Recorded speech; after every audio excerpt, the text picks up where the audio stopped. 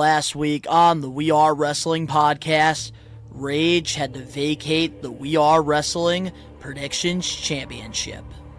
Easy way to say it, but I'm going to be heading out for a while. I don't know how long. I never thought I'd be one of these people already. Like, I didn't think that a podcast would ever have somebody relinquishing a title before the reign was even over. But I am no longer your We Are Wrestling champion, and you will have a guaranteed new champion come Saturday. I don't know how long this thing is going to be, but I'll see you when I get back, whenever that is. This title means you're the best. If you want to be champion, you got to know what you're talking about. This week on a special We Are Wrestling podcast Survivor Series War Games 2025 predictions, we have 3 challengers going for the Predictions Championship. The stakes have never been higher. Best one, Donnie. The host with the most, Mr. We Are Wrestling himself.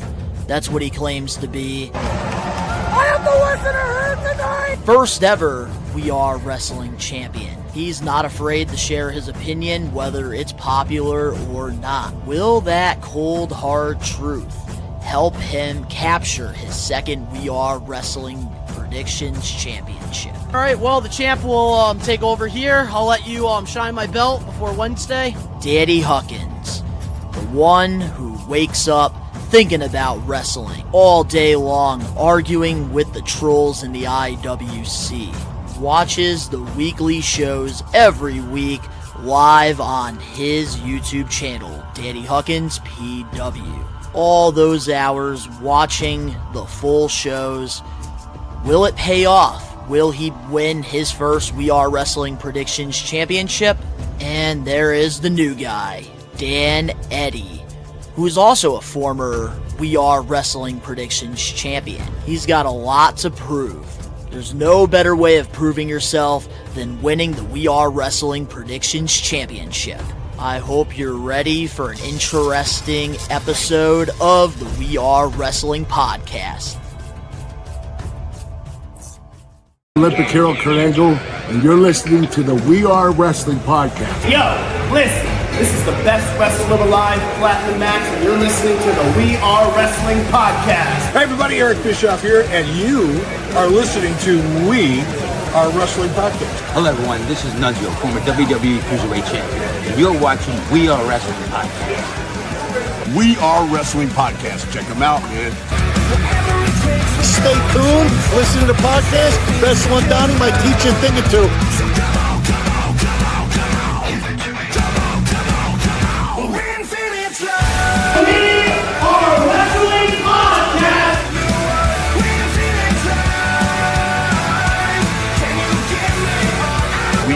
Wrestling. And if you don't listen to it, then it's one-on-one with The Undertaker. Featuring your host, Best One Dog, Danny Huckins, Rage Circus, and Dan Eddy. We are wrestling.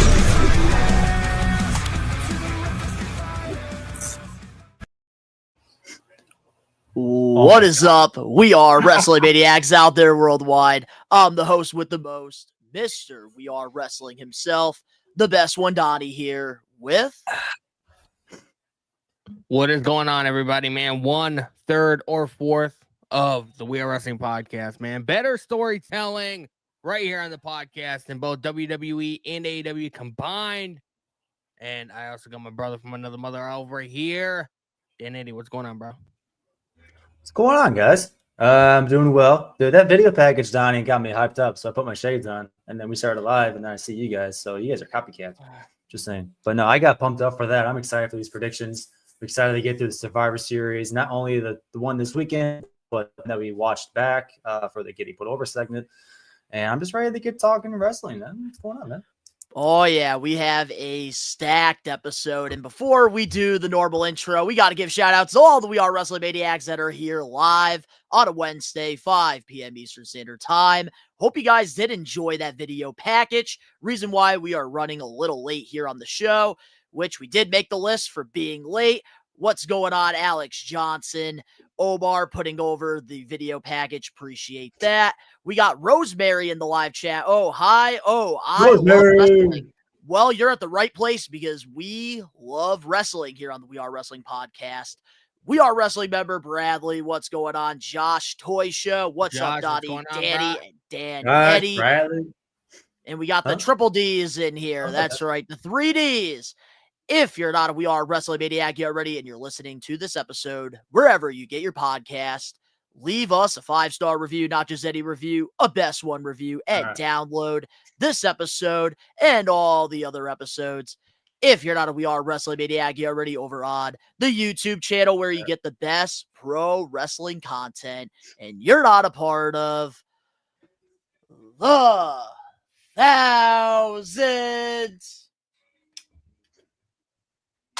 of subscribers. We recommend you to hit that subscribe button now, turn on the post notifications. Videos be coming out of nowhere like an RKO. And of course, you already know the grind is real. Yeah, that's my guy right there, Team Eric. And what week is it this week? Thanksgiving week.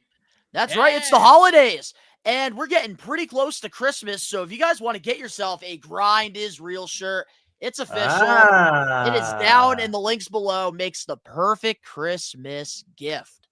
That's right. We got another We Are Wrestling member in the live chat. We got Angelo. What's up? Eric in the live chat. Team Dan for the predictions win. Which Danny? We got Danny and Dan. Which one are we going with? He's talking about me, bro. It's all good.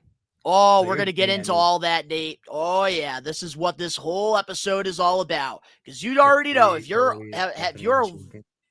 are a viewer and a listener of the pod, you guys know firsthand, we don't like to just say, all right, we got this person winning, next.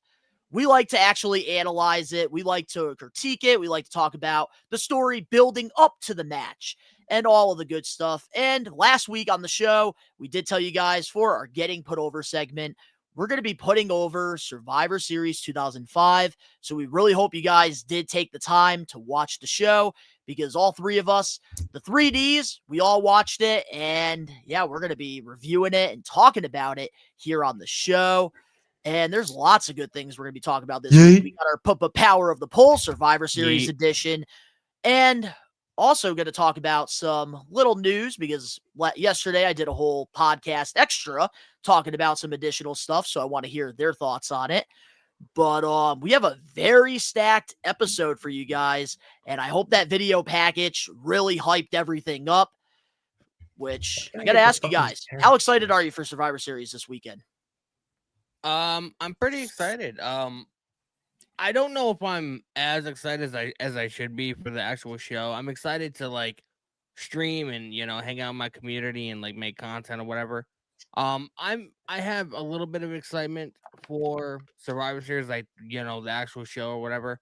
But I don't know if I'm as excited as I probably should be. I don't know if WWE really put a lot into the build heading into the show, if that makes sense. I am like in the middle. Like I feel like they did do an okay job with certain matches, but other ones I could pass on. And I think every single person in here can agree on the one match that we could all pass on. And I don't even have to say the match name. I'll probably wait to say the match name when we get to the actual predictions itself. Yep. I think the build-up itself was pretty okay. Like they could have done a better job, obviously. I think what hurt them was the Seth Rollins injury. So they kind of had to fill in like the 4th or 5th member or whatever. Like for some reason, Logan Paul was in there. I don't know why. And then Drew McIntyre made a lot of sense. You want to know why? Because Logan Paul brings WWE some of their biggest moments on PLE. Yeah, that's viral. True. That's true. He has a big viral. His big splash that he filmed on on Roman Reigns in Saudi Arabia. Yep. More clicks, more money. Him flipping on the rope and then doing like a moonsault to the outside at SummerSlam. Like I still don't think regardless. regardless of what people want to say, bro, like Logan Paul is put in this match for that big viral social media moment. Yeah, honestly, I don't think you can really top the spot with him and Ricochet, which I don't know. Ooh, that was a 6 spot in the Rumble. I forgot which PLE it But was. Was it Rumble? Okay. But I Listen, do let's think, not but talk I about do think, Ricochet, because then people are going to but- speculate that Logan Paul is going to go to AEW after his WWE contract is up. oh, come on. Yeah, Nah, but he just won the national going back champion. to the question, I think But the what build-up was real quick, pretty what I was okay. gonna say though was, I think what Dan Eddy's trying to say, Danny, is, wow, I lost my train of thought. Holy shit. Well, I think what he's trying to say is he's okay with Logan Paul being in the match. He just doesn't understand. I don't understand the they put him in storyline there. base, Like, because a lot of times it makes sense the for him to War be- Games, they kind of have the connections with each member, whether it's the men's or the women's War Games. With the Logan Paul aspect of it, that part I don't get, but I do agree with you, Danny, with the whole splash viral moment, getting all the millions of clicks on YouTube. TKA is petty as fuck, or TKO, I should say, is petty as fuck. So they're gonna get all Technically, cash money you out can of look at that. You can look at the stories that Logan Paul has had with like Roman Reigns and the Bloodline in the past, and like I said, their match in Saudi Arabia. You can kind of look at that and be like, that was his Paul third Heyman match and ever. Paul Heyman and Logan Paul do have a story. Yeah, You know that what was I mean? third match ever with Roman Reigns. After seeing that match with Logan Paul against Roman Reigns, which I still say to this day it's probably the best match that has ever taken place in Saudi Arabia. You can even look at that and be like, after that, Paul Heyman knew what kind of performer this guy is, and that's why he wanted him on their team. Oh, man, just got to give a huge shout out to the Maniacs right now, because we are 30 people here in the live episode of the pod this week. Keep those numbers going up. We appreciate all of you guys, which I do want to read some of the Maniacs' takes on this year. Be a miracle if the show is actually good. Angelo, I think this is my least favorite build of a WWE PLE this year. I'm not excited for any match except for the concept of War Games, but WWE don't do it justice.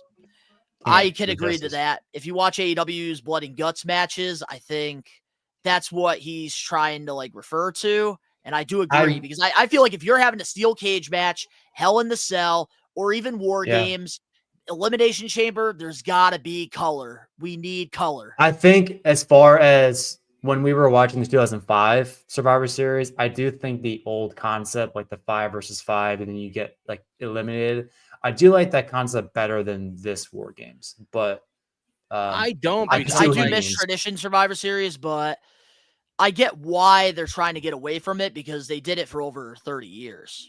The issue with it too is you need so much build up. King Russell, what's going on, man? Welcome to the live King Russell Wrestling Pod. Appreciate you stopping by, my guy.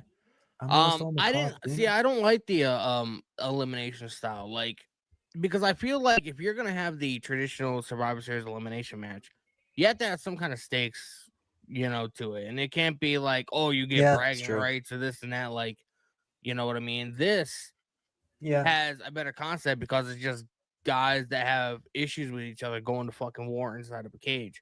And when you really think about it, everybody in the men's War Games has a story with each other.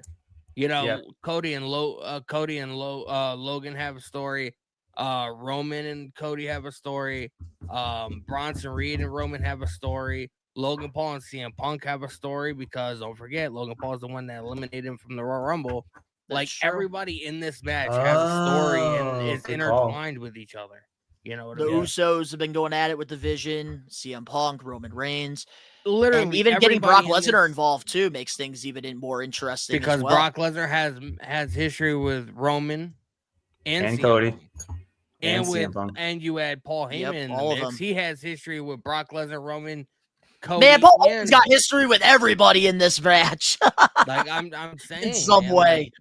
Best manager of all time. When you break down the men's War Games match, this match is the one match I'm really looking forward to, because it all is just one giant story. Everybody, they have wasted some kind of LA time Knight. with each other. I agree with you, Angelo, on that.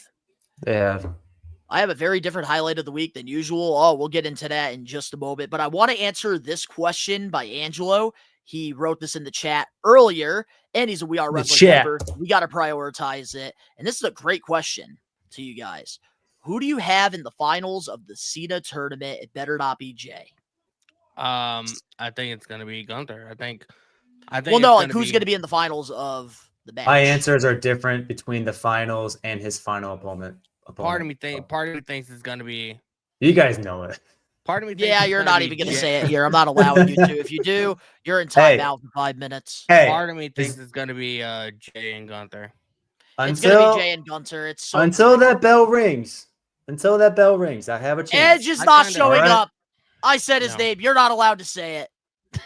So no, you're on timeout.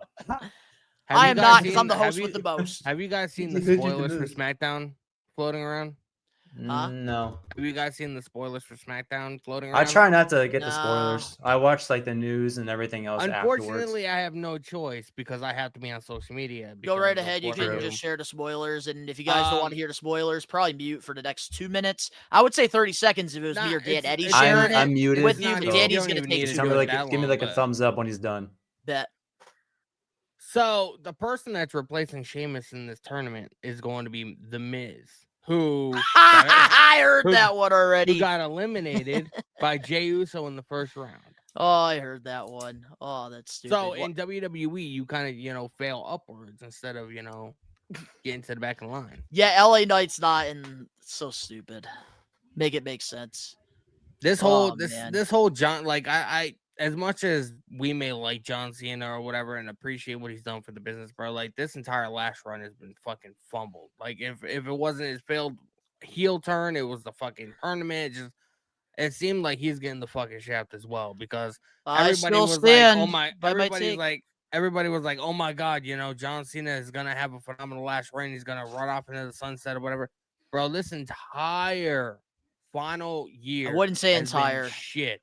Wouldn't say entire. He's had some highlights. He's had like 3 highlights this entire. All right, that's still 3. That's not everything technically, but we'll get into the whole John Cena thing when we do get to the farewell itself. We'll share our thoughts on that. But this is Survivor Series, and yeah, it's definitely going to be interesting to see what our whole predictions are going to be. But we'll get into that later on in the show. He is done spoiling, so you're good, Dan. All right. Well, a couple things before we advertise a couple things, let's get into our power of the poll. And this week, we asked you guys which match on the Survivor Series was the worst out of these 4. And here are the results.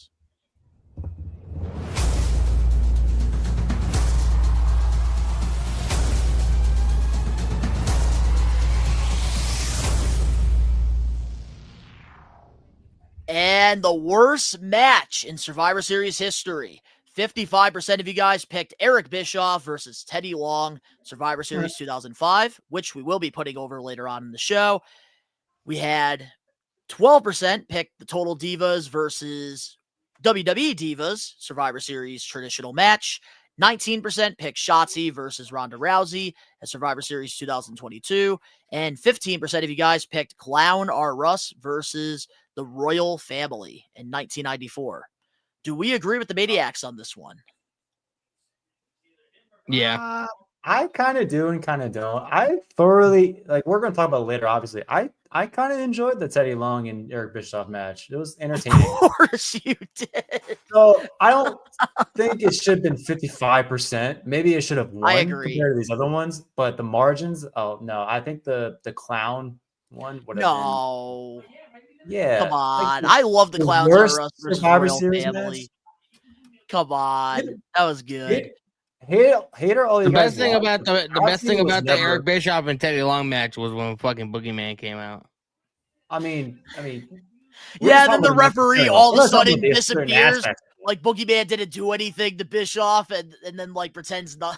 So I think the worst should have been the Total Divas one, but in all honesty, the Shotzi one should have gotten less hate because I think they put on a good show. What? Hell no! It's because the Ronda Rousey aspect of it. No, well, it takes two to tangle. Sometimes, like, there's going to be people who don't have that proper chemistry with one another, and that was just the case with Shotzi and Rhonda. Even though a lot of it I do put on Rhonda, but I was there live, and I can tell you right Oh, now. you were there? Oh yeah, I was there. That was in Boston. I think that was the first Survivor Series War Games. Cool. And So let me tell you, anyway. the crowd, you could hear a cricket fart. That's how quiet it got during that match. Nothing exciting happened. I went to the bathroom and I got myself a slice of Papa Gino's pizza. And I came back and the match was over and it was terrible. I think the worst Survivor Series match of all time is that. Okay. I mean, you were there, so you probably know better than me. So Clowns Are Us, man. I don't know what it was. I did enjoy that match for Survivor Series. I've never seen that match, so I don't have an opinion. You probably would hate it. I don't know. I enjoyed the comedy spots. I mean, you had all the little kings and all the little clowns running around, and then at the end, Jerry Lawler gets hit with the pie. Isn't it illegal to dislike little people though? I feel like that's against the law. It should be. As long as you don't call them midgets. Yeah, pretty much. Yeah, I like little people. Oh, I love little people. They're amazing. Hornswoggle is one of the funniest wrestlers I think I've ever seen live. Who's from Wisconsin? Bro, I was saying on Monday on the Monday Night Raw stream, I was like, bro, like when Little Cena came out, I was like, bro, if they would have had Hornswoggle in that spot because he just signed the Legend deal as well. That would have got a massive pop because people know who Hornswoggle Real quick, is. I want to talk about that because I've been reading like people's opinions on the IWC about that segment, and people are hating on it, and I don't understand why. That was such a great fucking segment. This is what the WWE product is missing. They think it was too much like a Vince McMahon thing because we got a lot of that in the Attitude Era. Remember when the Agent Christian brought out many Dudleys and many Hardys? That was great. That's why the IWC is so fucking controversial. Like, oh, Vince McMahon yeah, and this is why the IWC doesn't write the wrestling shows.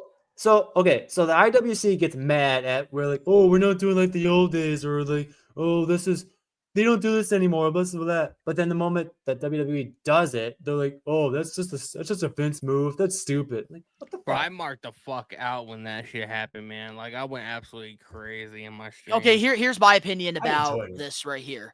If you didn't enjoy that segment with Dirty Dom and Mini Cena and Mini Jon Stewart, or Stu, yeah, then you do not enjoy pro wrestling.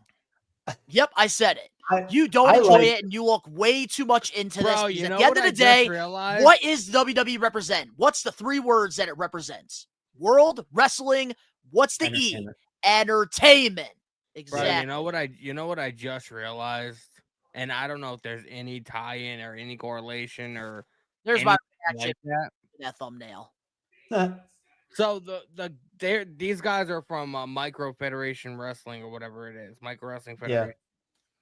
And the guy that played John Cena, his ring name is Psycho. We had a Mini Stu, Psycho Stu. I don't know if there's any like tie-in there because of the whole like the Psycho Stu fucking debacle that happened a couple months ago. I don't think so. I think you're looking too much. I don't think so. No, I think you're reading too much into that. I think it's just because John Cena always talks to Stu, the cameraman. Actually, Mini Kurt, that's another good one. My favorite part of that entire segment was you saw regular Stu with the camera filming Mini Stu, filming Mini Cena. That was my favorite part of the entire thing. Like, bro, yeah, Mini Cena can come out and they'd be like, yeah, to the crowd. And then you just see regular Stu just still standing there like, yeah, this is my job. Bro, Mini Stu is one of the best. How can people not enjoy that? It was so good. It was funny. Why did Mini Cena cut a better promo than half of the AEW locker room? Oh my goodness. Shots fired. Now you sound like a toxic fan. I was putting you over for a second for actually enjoying I was like, this guy cut the better promo than half the guys in AEW. What are you, Stevie Richards now with your takes? No, but AEW, they know how to wrestle, but they're not that good at storytelling and fucking promos. And I just bought popcorn. Hold on, guys. That's just me. But that's like just my overall take when it comes to this whole segment.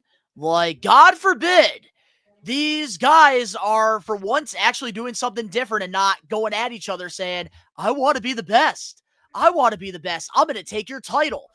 That's fucking boring. And that's what we've gotten 95% of Triple H's and 100% of Tony Khan's booking. Like, for once, we actually got something different. Can we get more of that? Can we get more backstage stuff? Can we get more things outside the arena? Hotel scenes, what they used to do back in the day with the hardcore 24/7 title, parking lot brawls. Give us more stuff like that. Grocery store Go out fight of with the box. Booker T. Yes. Go out of the box. They That's sort what I of liked did about that this. during with the 24/7 title. You know, the fucking hotels. They did, but and then they got fucking lazy after a couple airplanes, weeks. Golf course. a football game. Yeah, but then like they got lazy after a couple weeks, and then they went back to just chasing each other backstage. And there was And they nothing got rid of the special title, about too. it, which was a good thing. But I don't know. I just think this segment, like, we need more things out of the box. Bro, And I think you know- because we don't consistently get this style booking, because Vince is not running things anymore, I enjoyed it. Because we're not getting hit with it every single week. There's also also a bunch of people, whatever, that assume that Vince McMahon is still like sending notes back and forth or whatever, because don't forget, one of Vince McMahon's right-hand man is still second in command in WWE Creative. Yep. Mr. Bruce Pritchard. Of course, Mr. Bruce Vince Pritchard. Pritchard. But I'm sorry, think- but I don't I think- enjoyed it. I don't think Vince McMahon will totally be gone from WWE until all these guys are out of there. I somewhat agree, but next week's Pump Power of the Poll is up on our We Are Wrestling YouTube community tab, and we're back to our John Cena Power of the Polls. And throughout the years, John Cena has buried people on the mic, and we asked you guys, out of these 4 segments, which one did John Cena bury? Who did he bury the most? Big Oh, I'm Show pulling in that his shit battle right rap, now. I would have to. The Rock and I John would say Roman. Cena calling him out with the script that was on the wrist. John Cena burying Roman Reigns as the big dog, pretty much leaving him speechless in the middle of the ring. Or heel Cena pipe bomb. The pipe bomb that he cut against CM Punk leading up to their Last Time Is Now match. I would say the Roman one, because like I don't think if it was for that promo, I don't think we'd be having Roman Reigns the way we have him today. Oh, we'll talk about it next week. But guys, you have 1 week to vote. Next Wednesday, that is I'm our voting as we speak. Power of the Poll. So now a couple things that we do want to advertise and talk about real quick before we get into the news and all the good Survivor Series stuff we have for this week's show. If you guys are looking for somebody to watch Survivor Series with, not only will Danny Huckins be live on his YouTube channel doing his normal stream, but we'll be live here on the We Are Wrestling YouTube channel for the biggest... Whose TV is that? Somebody's got something I could hear in the background. The brand new animated kids series inspired by No. Danny, is that Danny, you? You got a TV on, bro? Is that What? me? I don't know. Somebody's got a freaking TV on. I think it's Dan. No. Was it gone? It is Dan Eddy. It is you, It was? Dan Eddy. All right, hold on you one gotta second. you gotta turn that TV off. What are you doing? Oh, man. All right. Well, getting back to advertising before I lost my train of thought. My Hearing bad. somebody talk about kids on television on the Fox News. We Are Wrestling will be live this Saturday for Survivor Series War Games, one of our biggest watch-alongs. The We Are Wrestling living room is going to be sold out this Saturday. We got lots of people coming, so you already know we're going to get some viral clips, viral moments. But we just recently uploaded the Big Event New York vlog, so if you guys haven't checked that out, I went out to Long Island, got to meet Goldberg, Great Muta, Swerve, Shotzi, Taz, and so many more wrestlers. It's a fun vlog, and I got to meet a lot of you We Are Wrestling maniacs. Also, we're going to continue to advertise this for the rest of the year. If you haven't checked out the Blitzkrieg vlog, WWE fan who's never been to an indie show, Rod Buddy, who will be here Saturday for the War Games watch along. He went to his very first indie show, and this is a must-watch vlog. I think we'll continue to preach that for the rest of the year. I'm going to rewatch it tonight. TNA Bound for Glory pay-per-view vlog. If you guys haven't checked that out, it'd be a good way to catch up on the TNA product. So there's that. And also this Friday, you have House of Glory. Your first time going to House of Glory, man. Oh, yeah. This Friday, another vlog out in Long Island, New York. It's going to be a fun vlog for you guys. And I even got to meet Mercedes after the show. Nice.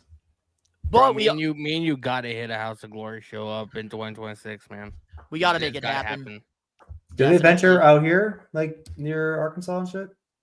Not really, They no. have a but they travel. They have, they House don't of Glory has tour a as show much as in WWE. Los Angeles happening at the end of January. They go all over okay. Chicago, LA. I have to go to Chicago.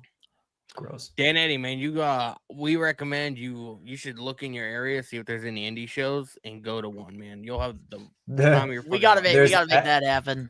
There's actually a mini people match going on in my actual city here in Arkansas. All right. I think in February. All right, in February, you need to go to that and you need to vlog that for We Are Wrestling. Vlog that, and we'll have it on the We Are Wrestling channel. Yes. I have no you idea need who's to going to go be to there. I don't know anybody. Who cares? You don't So need to know what? anybody. Go Go there. meet people. I would love to go see freaking Mitty Stu and Mitty Cena. Come on, man. How are you going to miss All out on right. that opportunity? I'll We look gotta at make it tickets. happen.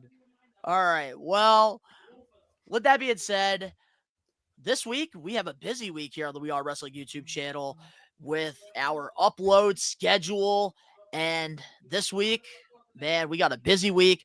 All new uploads every day, except obviously tomorrow for Thanksgiving, because we want you guys to enjoy eating your turkeys with your families and all the good stuff. Gobble, gobble. Gobble, right. gobble. Well, with that being said, now let's get into our highlight of the week. What was your highlight of the week this week in the wrestling world? Let's start off with you, Daddy Huckins. And you share that. I'll be right back. This is probably gonna be a generic thing, but like, I have two that I could probably pick. One would be the promo that Cody Rhodes cut on SmackDown, which I think was probably the best Cody Rhodes promo that I've heard him cut in a while. Everyone got hit. Or Brock Lesnar slipping during his entrance. That's my highlight of the week right there.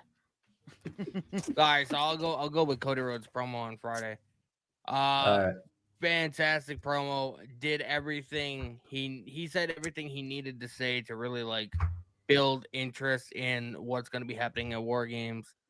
And like it's been a long time since I've heard a promo like that from Cody. And like a Steiner will never be better than a Rhodes, and even talk to Paul Heyman, like just the whole overall promo, like that was probably the best 2 minutes on SmackDown on Friday.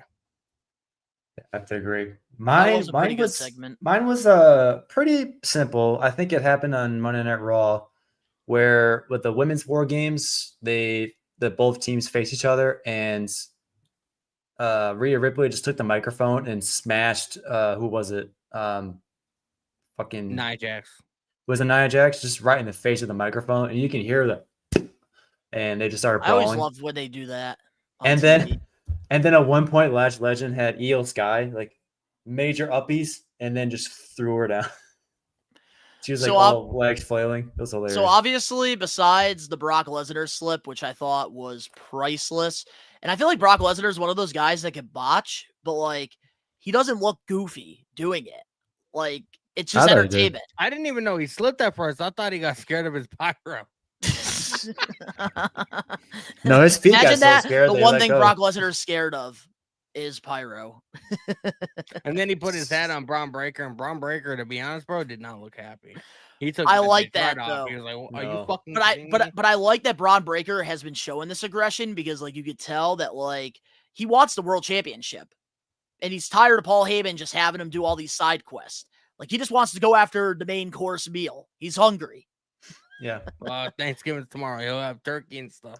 I don't think he's going to be satisfied with that. I think he wants a world title. But let's show off some of the We Are Wrestling Maniacs highlights. We have Alex Johnson. My highlight of the week is watching the AAA show on Saturday night on WWE's YouTube channel. Josh Toy Show. My highlight of the week was Dom and the Mitty Cena promo. At least you have some humor, Josh. I like that segment, but it wasn't one of my favorites. How have I you all like been feeling about the Ilya Open challenges? Because it's the best thing on SmackDown. Agree. Ilya Dragunov is a fucking master of his craft, bro. Like, if you're not a fan of Ilya Dragunov, he's not the issue with you. Like, that's the way I look at it. Like, I liked Ilya every open Dragunov challenge is except It this took some last time one. for me to grow on him. The Ilya JD Dragunov is kind of, absolutely a monster, bro. I love Oh yeah, Ilya Lucha Dragunov, Bros but reunited. That's a good one for Yeah, highlight of the week. unfortunately, Penta got her injured on Monday, so that might have Yeah. been put on the back burner. So So sad. And then also AEW Full Gear, I actually rewatched it and it was actually really freaking good. And like I was saying this on the We Are Wrestling podcast extra yesterday live, which if you guys haven't checked that out, it is up on the channel. Man, why can't AEW put in the effort when it comes to the storylines like they do on the pay-per-views? I feel like the one time that AEW has storylines and storytelling is always the pay-per-views. honestly, low Never key, the I weekly think shows. when we were talking weeks ago, I don't know how long ago it was, but there was rumors about like how people would lose their jobs because of AI. I think some of the creative writers that maybe actually lose their jobs will go over to AEW to help the creative board over there. I would hope so. Because I my think issue that might is- happen, Loki. So I got to watch like the last 3.5 matches of Full Gear, whatever. Is obviously my daughter's Let birthday. me guess, so too much blood, and you're a blood guy, but you can't take the amount of blood we like get. I don't mind blood, but when you do the very similar spots and have the amount of blood that we have had in that show, like the last 3-4 matches or whatever, besides the Mercedes match, had blood, and I do kind of feel like with that amount of blood in the show, I feel like it kind of took away what could have been for Samoa Joe in that moment, because like he bled just like Fletcher bled, and Moxley and Kyle O'Reilly bled. So I just feel like with them, doing those spots and bleeding, like when they had that visual of Samoa Joe, he was bleeding so much he was literally spitting it out. I don't really feel like it had that big of a aura to it, because we already seen it previously in the show. Plus 2 weeks ago we had Blood and Guts, to where it was nothing but blood. So like I just feel like they do blood too much. So it takes agree. away. It takes away with what we're But seeing. I feel like you have to have blood in a steel cage match. Maybe the Yeah, other you do. matches they didn't need to have color, but that match needed the color. Exactly. So like, could you I thought the visual imagine- was sick. Could you imagine how much better it would have been if we didn't already see, massive amounts of blood, in the previous matches on the show? You know what I mean? That's where I'm getting at.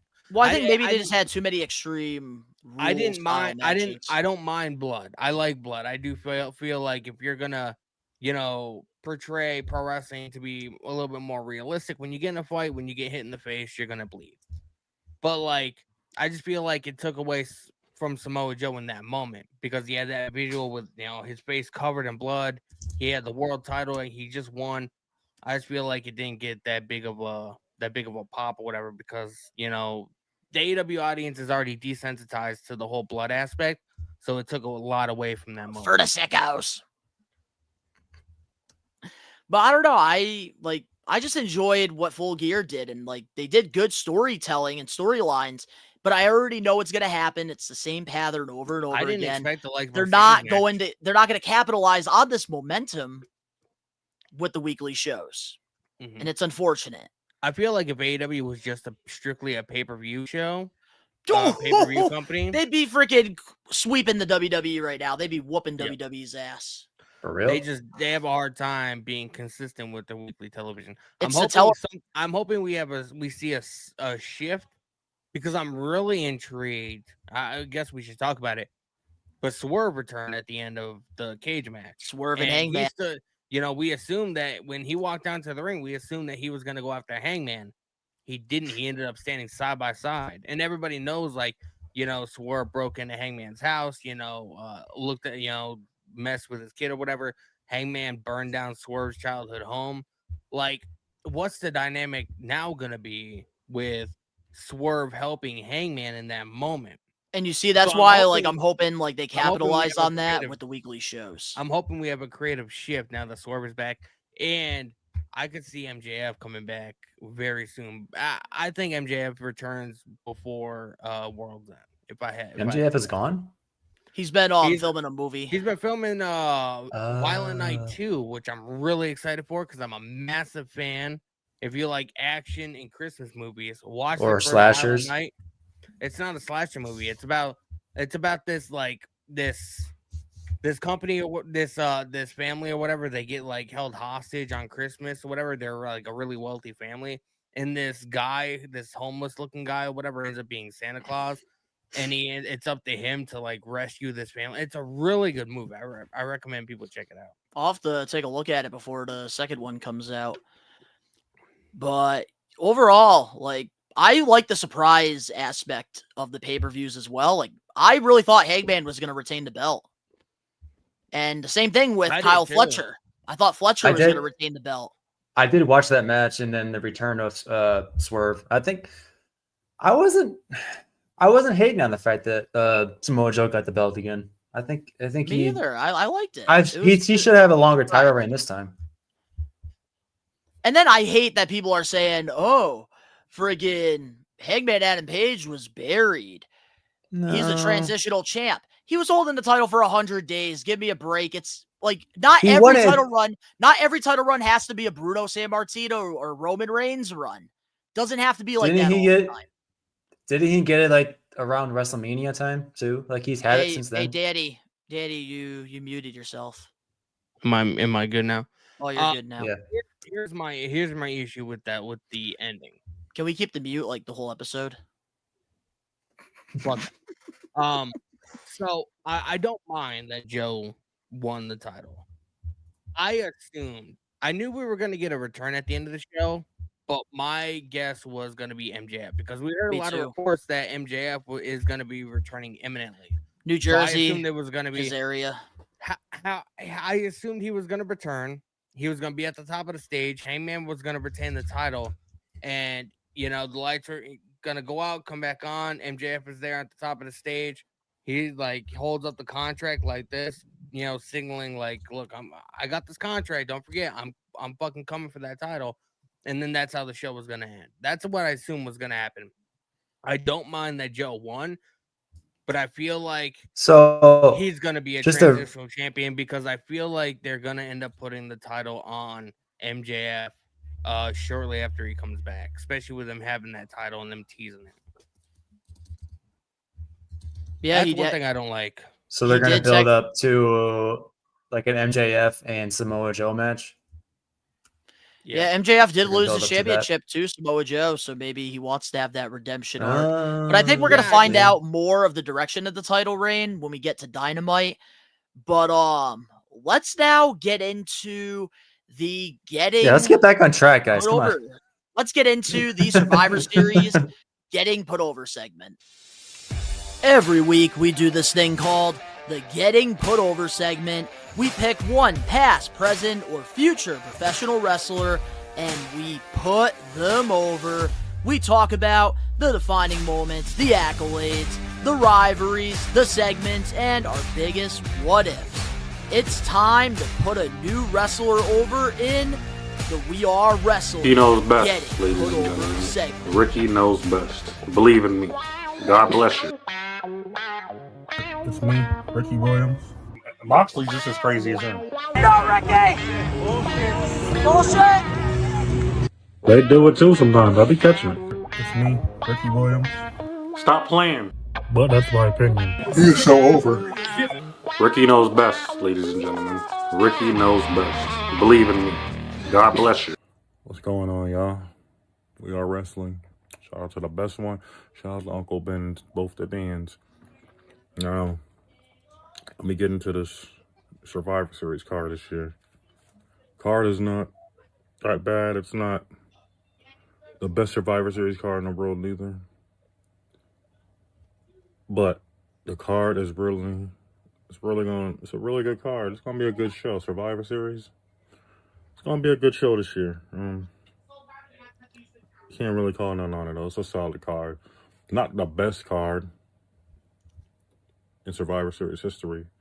Probably not the best at all, but it's going to be one of the best shows of the year. Yeah, but shout out to the We Are Wrestling. I will be there. Ricky Knows Best will be there. I'm gonna watch along this Saturday too. So peace out. God bless. Thank you. Peace. Where are we? Ah, there we are. We're back. Which We're Ricky back. Knows Best has confirmed that he will be at the live watch along here in S1 Studios this Saturday. So you guys will get to talk to Ricky Knows Best. He'll be here with a bunch of other people, which it's going to be a very fun time. Very good show. But now let's get into our Getting Put Over segment, which this is a brand new one because a lot of the times we like to put over wrestlers every week. We alternate. But this week, because it is Survivor Series week and we have our predictions that will be happening up next, we wanted to go back and watch a classic Survivor Series. This was Rage's idea a few weeks ago before he took his break and went on a hiatus. And we rewatched, and we're going to be putting over today Survivor Series 2005. What a sick graphic. Yeah, that was sick. That was too. It's kind of wild that Undertaker is technically on the poster, but he's not even in any of the matches. He doesn't appear. He was there for like 3 minutes. Yeah, 3 or 4 minutes. Yeah, pretty much Undertaker showed up at the very end. Which kind of ruined the surprise at the ending, too. Not going to lie. Yeah, because you did get the "We Want Taker" chants and stuff. I feel like the one thing I do remember about the show, like, because I feel like the first time I watched it was today, actually. I back then I wasn't like ordering the pay-per-views or whatever, because like I didn't come from a wealthy family, so I didn't really get to watch the pay-per-views outside of like, video or like clips on YouTube. But I do remember that the coffin being lit on fire and like the lightning bolt. I remember that, and Undertaker coming out. Loved it. Yeah. Although Undertaker looked weird as fuck with the beard. He did. I wish he kept it. I wish he kept it during that time. It was different. But I will say this, like my first initial thoughts on this before rewatching it is I do remember watching this pay-per-view as a kid. And I remember the next day I didn't go to school because I was up late watching Survivor Series 05. Wow. And man, I used to love the tradition SmackDown versus Raw thing. It was always one of my favorite things growing up. Just having both brands, especially like being different. Like I was a Raw kid always growing up. But then, like, with SmackDown, I always enjoyed, like, the dynamics of, like, the main event tag matches. And that's where you had, like, the good matches. While Raw, you had, like, the larger-than-life characters. So I loved, like, how different the two brands were. And that's why, like, I get so frustrated, so mad with, like, the way that they do, like, the draft and the way that they do the brand stuff in 2025. I think I was more of a SmackDown kid growing up. I'm not going to lie. I don't remember.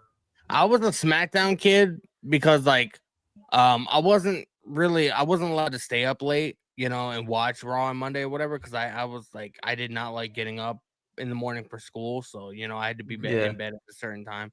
That's why I feel like I was more SmackDown. With Friday, like I could be up as late as I wanted because it was the weekend. I didn't have to get up for school the following day, you know what I mean? So I kept up way more SmackDown than I did Monday Night Raw around this time. Oh, absolutely. But now, the way we're going to do this is we're going to go back and recap this Survivor Series in case you didn't have the time to actually watch it. And then afterwards, we'll go over the matches one by one, and we'll talk about it, what we thought, good, bad, whatever it is. We're putting over Survivor Series 05. And we're going to start doing this for our big PLEs moving forward. So the next one we'll be doing is Royal Rumble. All right, here we go. So, with the Survivor Series, the official theme was from a band, POD, and the song was Lights Out. Gotta love the alternative rock and roll that we got during the Ruthless Aggression Attitude Era. Some of the best. That's still a banger to this day, dude. I was jamming out to it. When I saw that it was a theme song, I was jamming out to it. Oh, yeah. So now we start off with the opening match, which was the first of the best of 7 series for the vacated United States Championship.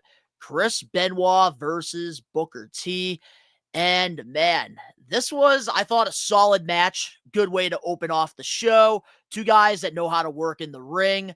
And man, like, you could hate the human being, Chris Benoit, but you can't deny he is one of the best technicians in a wrestling ring. And this match proved it. But of course, Booker T stole the victory with Queen Charmel holding his feet on the ropes while he got the roll up against Chris Benoit. My favorite finish in a wrestling match. When somebody's holding their feet? I love the roll ups. Love them. You could ask Dan. Dan. Oh, the roll ups. Gotcha. Especially at an indie show. I was thinking of weird candy. as fuck seeing I don't know if anybody else felt this way, because like I didn't look at the match card before the show. You know what I mean? Because like if you go on Wikipedia, like you'll know who wins and who loses, whatever. So I didn't want to spoil it for myself. I vividly remembered it all. I didn't know Chris Benoit was on the show, and when he came out, I was like, "Oh my god!" Like I got nostalgia feelings, like listening to the theme song. Because I still say that Chris Benoit, like he still has one of the best. He still has one of the best theme songs in pro wrestling. Yeah, the band actually just brought it back recently too. Yeah, and they were like, "We're bringing the song back," away from Good its theme dark- song. But it has Not a the new best, though. meaning. It has a new meaning to it. Like it's more like mental health and like suicide prevention. Yeah. Good. I enjoyed the match for what it was. Like it wasn't anything great. It was, your typical Booker T match. It was I don't know. I don't really have many thoughts on it. It was sort of there. Hey, what's going on? Sparks 4270. But yeah, we started off with that match. Moving on to our next on the card, we had Okay, I guess my the opinion doesn't WWE matter. I Women's guess, Donnie. Championship. Oh, your opinion. What's your opinion on it? Sorry. That's all right. That's all right. I was You were just jamming with out. this. You were jamming out to Booker T, so that's your fault. It was nice to see Booker T wrestle again. I get it. I dig his commentary in NXT nowadays, but just looking back and watching What's him up, wrestle, Tyler? because he was probably he was top 10 at least. I would say probably at least top 6 favorite wrestlers when I was growing up. And Who on Booker T? Booker T, yeah. And the whole idea of like the best of 7, I went into that match thinking like they were gonna do like 7 pinfalls in that one PLE, but it was just the one match, and then they're gonna go like next Tuesday or whatever the next show is. They're gonna do the best of whatever next match number 3 or 4. So that I think they should bring back kind of low key. Like they should. I agree. For the not for the US title specifically, but just for maybe the women's IC or like the belt that's been getting like the least heat nowadays. I will say the women's IC could benefit having like a 7-match series because like even going back Chelsea to like Green and one Julia, of the boom, worst, book it. One of the worst years in wrestling, I think it was like 2017 with Monday Night Raw. Sheamus and Cesaro, they did a best of 7 series match, and then they ended up becoming the Bar, right. Yeah. which was a great way to kind of build that tag team up organically, letting these two pretty much kill each other every week on Monday Night Raw. So like the whole I don't mind a aspect of it 7-match too series. is Like I do miss those. the whole aspect of the it being Chris Benoit. I get it. It was a great match. I forget that they called him the Rabbit Wolverine. And he kind of has that like hype up part, like he gets motivated, like he's invincible, and he starts winning over the crowd, and Man, seeing those Booker T was a headbutts. heel. Oh man, seeing those headbutts, like it gives me a headache. Like when I see that, like when Benoit like misses the headbutts, and he's hitting his head just straight on the mat. But there was our first match on the card. Moving on. We do have the WWE Women's World Championship. Trish Stratus defending the title against Melina, who is on SmackDown. Yeah. Just your typical Divas match, which I do think for the time that they had, they definitely capitalized on it. It wasn't the worst match, but it also wasn't the best match. Because this is around the time where Melina was a little green. Like this is when she first started getting into the wrestling ring. And obviously she got better through the years because she did have some good Diva title runs later on. And we even put her over a long time ago in the Getting Put Over segment.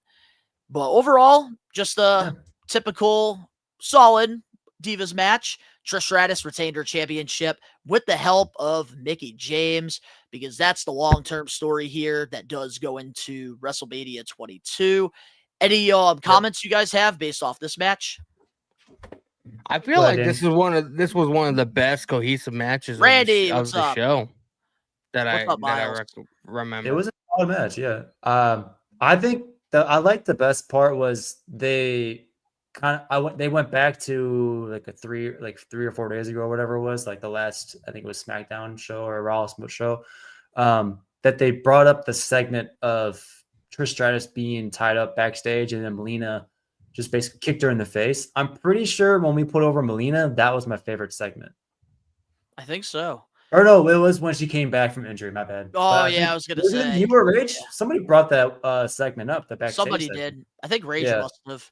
Like, you kind of forget how good Melina was in the ring, because like everybody like who remembers her knows her from being like John Morrison's girlfriend and like coming valet out for like, Eminem, coming out with like the skimpy skirts and stuff like underrated fucking team. I met like Melina. My favorite Melina was the valet. She was my favorite part of this. Is she a Hall of Famer yet? No, my favorite part of this match was when Morrison and Joey Mercury Nitro, when they get in the ring to like do like a tag team move on Trish Stratus, the referee sees, and then they just fucking just throw Trish Stratus, and then they gotta get ejected from the ringside. That was probably like a really funny moment. And I will say, for like the inexperience that Melina had at Survivor Series 05, she did do a good job. And I think she proved to WWE that like she's more than just a valet. And then obviously through the years, they started giving her more matches. Then she ended up having title runs and being a solid diva during this time. Yep. And I thought that this was a good way to kind of like, this is what I miss like with old school WWE. Like they used to throw people in the ocean and they would let them sink or swim. And that's how you get better. And that's what they did with Maxine Dupree, which is why like she's over right now. But getting back on track with Survivor Series 05. Moving on, we did get the segment that was not on Peacock, but I do have to mention it. Vince McMahon saying, what's up, my N-word to John Cena. Bro, I didn't even know that was on the show. I forgot about that too. It was. I didn't forget. Damn. I did not forget about this iconic segment. You were holding that in your pocket this whole time. Like, oh man, I hope they don't mention it. Well, that means we are Wrestling Maniacs. Like, they can't say like we didn't watch it. And that's why I put it there. All right. Well, let's move on now to our next match on the card. The last man standing match, Triple H versus his mentor, Ric Flair. This was probably by far my favorite match of the entire night. Mine was my favorite. Yeah. Yeah, because like, you know, it's very much well documented, like how much respect and love that Triple H has for Ric Flair, which is why, you know, Ric Flair was one of the first members that he wanted when they were forming Evolution. You know, and to see them go to the lengths that they went, you know, shows how much respect that they have for the pro wrestling business. You know what I mean? I feel like, especially Ric Flair, like he got his bell rung a couple times in this match. Oh, he did. Look at this with the screwdriver. Yep, Bro, that's right. That was a straight John Moxley spot right there. I was about to say, like, WWE did this stuff. That's what shocked me because I forgot all about this match. That's kind of why people love AEW so much, because they bring back all the stuff that we used to watch in That's WWE. why I started watching. Yes. Like, you got to remember, I love like, the this edgy was shit. This was 2005, bro. Like, you know, the world's a lot different. Literally 20 years ago. 05 blood in WWE. Nothing will top it. These days, people get offended about everything. You know what I mean? So if WWE did this spot today, oh my God, there'd be a fucking trend on Twitter. Somebody trying to fucking boycott the company. Well, Triple H ended up beating Ric Flair using the famous sledgehammer. But man, let me tell you, I was very, very impressed with Ric Flair's performance because around this time, obviously, like, he is a lot older than he was in the 80s and the 90s. Yep. And Ric Flair, I thought, did a really good job putting Triple H over in this match. And I feel like sometimes because of the controversial news that we get today with Ric Flair, because he gets himself into a lot of shit, we forget how good he was during this time. And Flair looked amazing in this match from start to finish. So, And yeah. Triple H, I will say, was a little out of shape during this one, but he I want still to did a add good to job. that. Do you see I that wanna photo add- I sent in the group chat yesterday of Ric Flair? I did, No, yeah. I With didn't. the muscles. I did. But what were you gonna say, So, Dan? I was gonna add that Ric Flair was never in my top 10, maybe even top 15 favorite wrestlers, but that match, I have to give him credit. And people can say, Triple H carried him or whatnot. I don't Takes two. necessarily believe so, but it does take two to tango to have a great match. You look at any of the great matches, whether it's SummerSlam, PLEs, or anything. Ric Flair did his job, and yet he got, basically the shit beat out of him. But it helped put Triple H even more over. It helped because they were great buddies in real life, so they had great chemistry in the match itself. It was Grind is very real. I entertaining. need to send Ric Flair a free shirt. So real quick, fun stories. It took me a couple of days to watch this PLE, kind of behind the curtain, because Yeah, me I too. watched it later in the day and I fell asleep during it.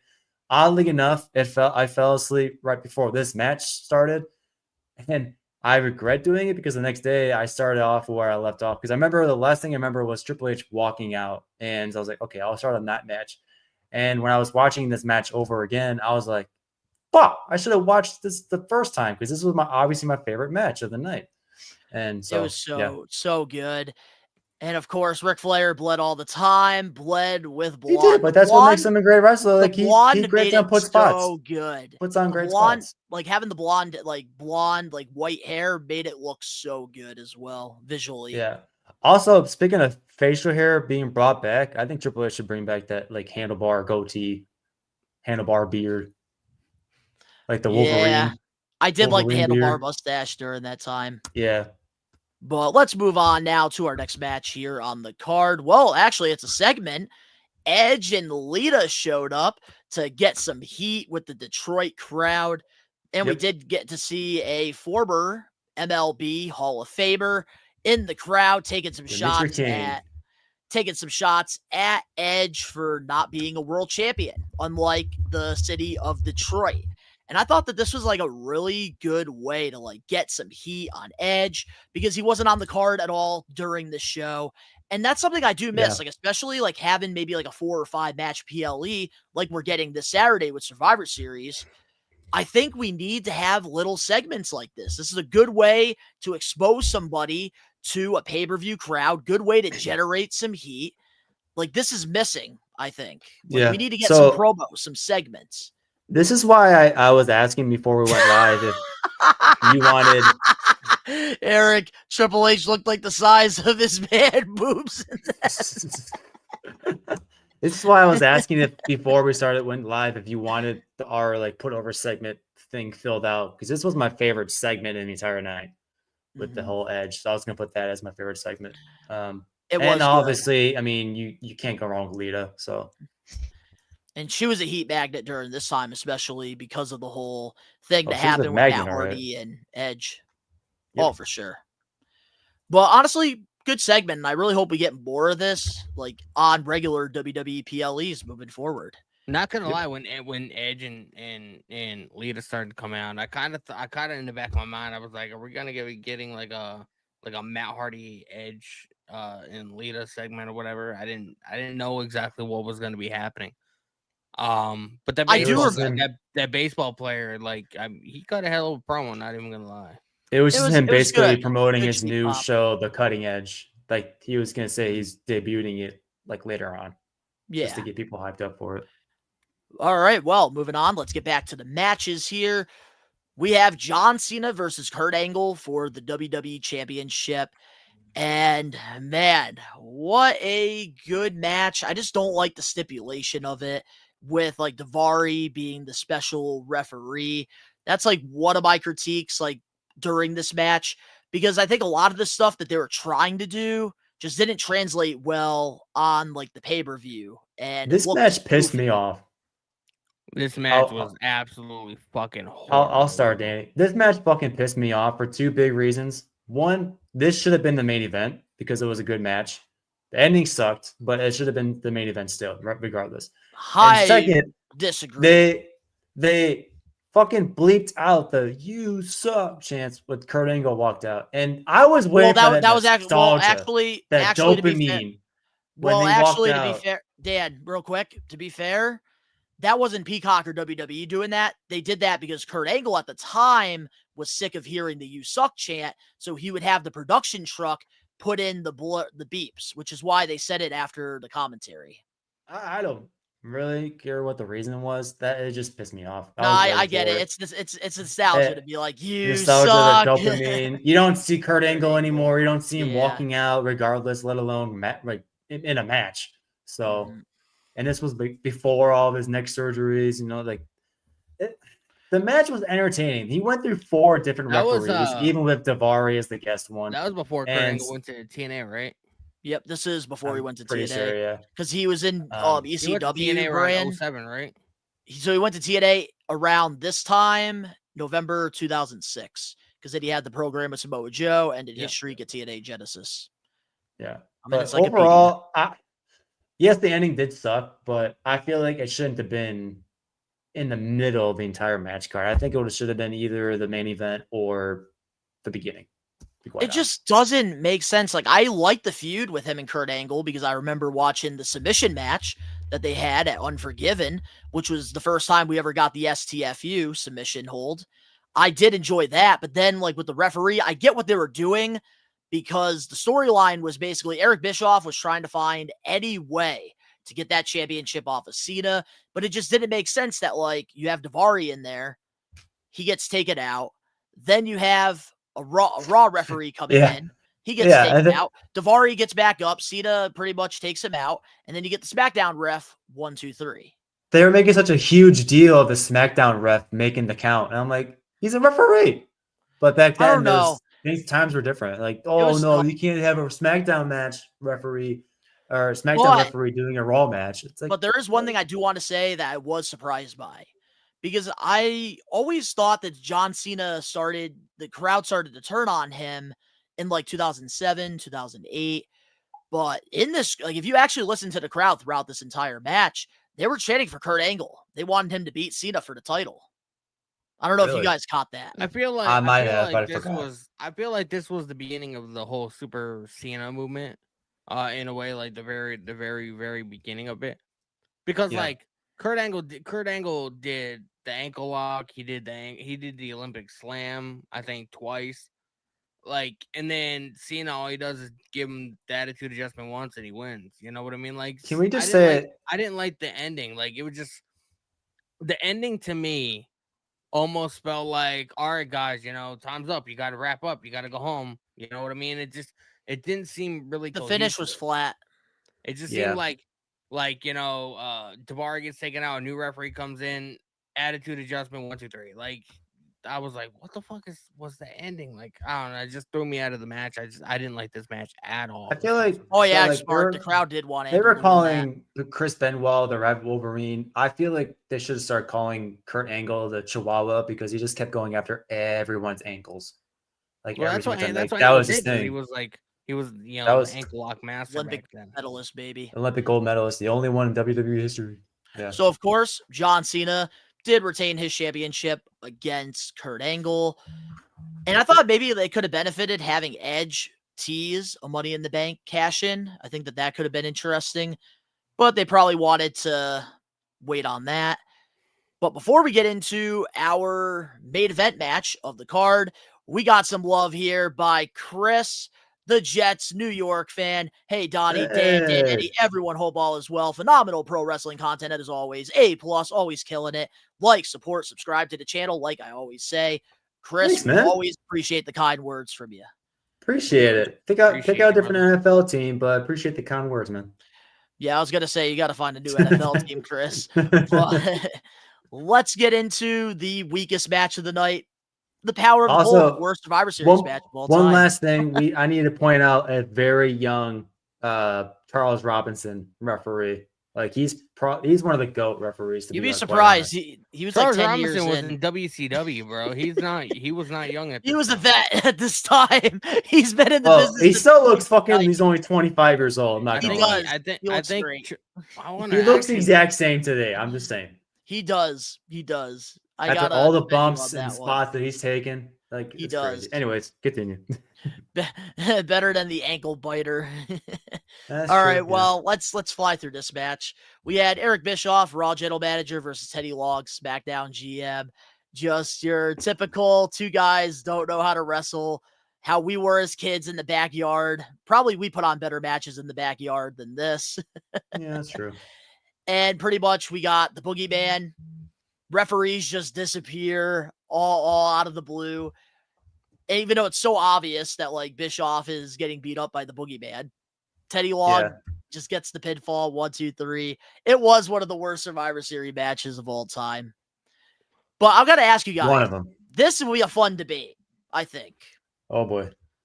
You know nothing debates. Because we already know how we feel about this match, so I might as well ask you guys. Did you like Eric Bischoff or Teddy Long more as general manager in the Ruthless Aggression era? I like Teddy Long because like he was sort of like the comedic relief, you know what I mean? Like Teddy Long was absolutely, even if he wasn't intentionally trying to be, he was fucking hysterical when he was the GM. Absolutely. Eric Bischoff was just one of those guys. Still has the ugliest dance. Like when he got fired and thrown in the fucking trash truck, like that was like one of my highlights because who do we got, real quick? Who do we got in the live chat? In there. We are Wrestling Maniacs. Who is a better general manager, Eric Bischoff or Teddy Long? Spam that live chat. So Charles Robinson, back to the whole Charles Robinson topic. No, we moved on from that. He began his career in 1995 and joined WCW in 97. So that's how long he's been a referee.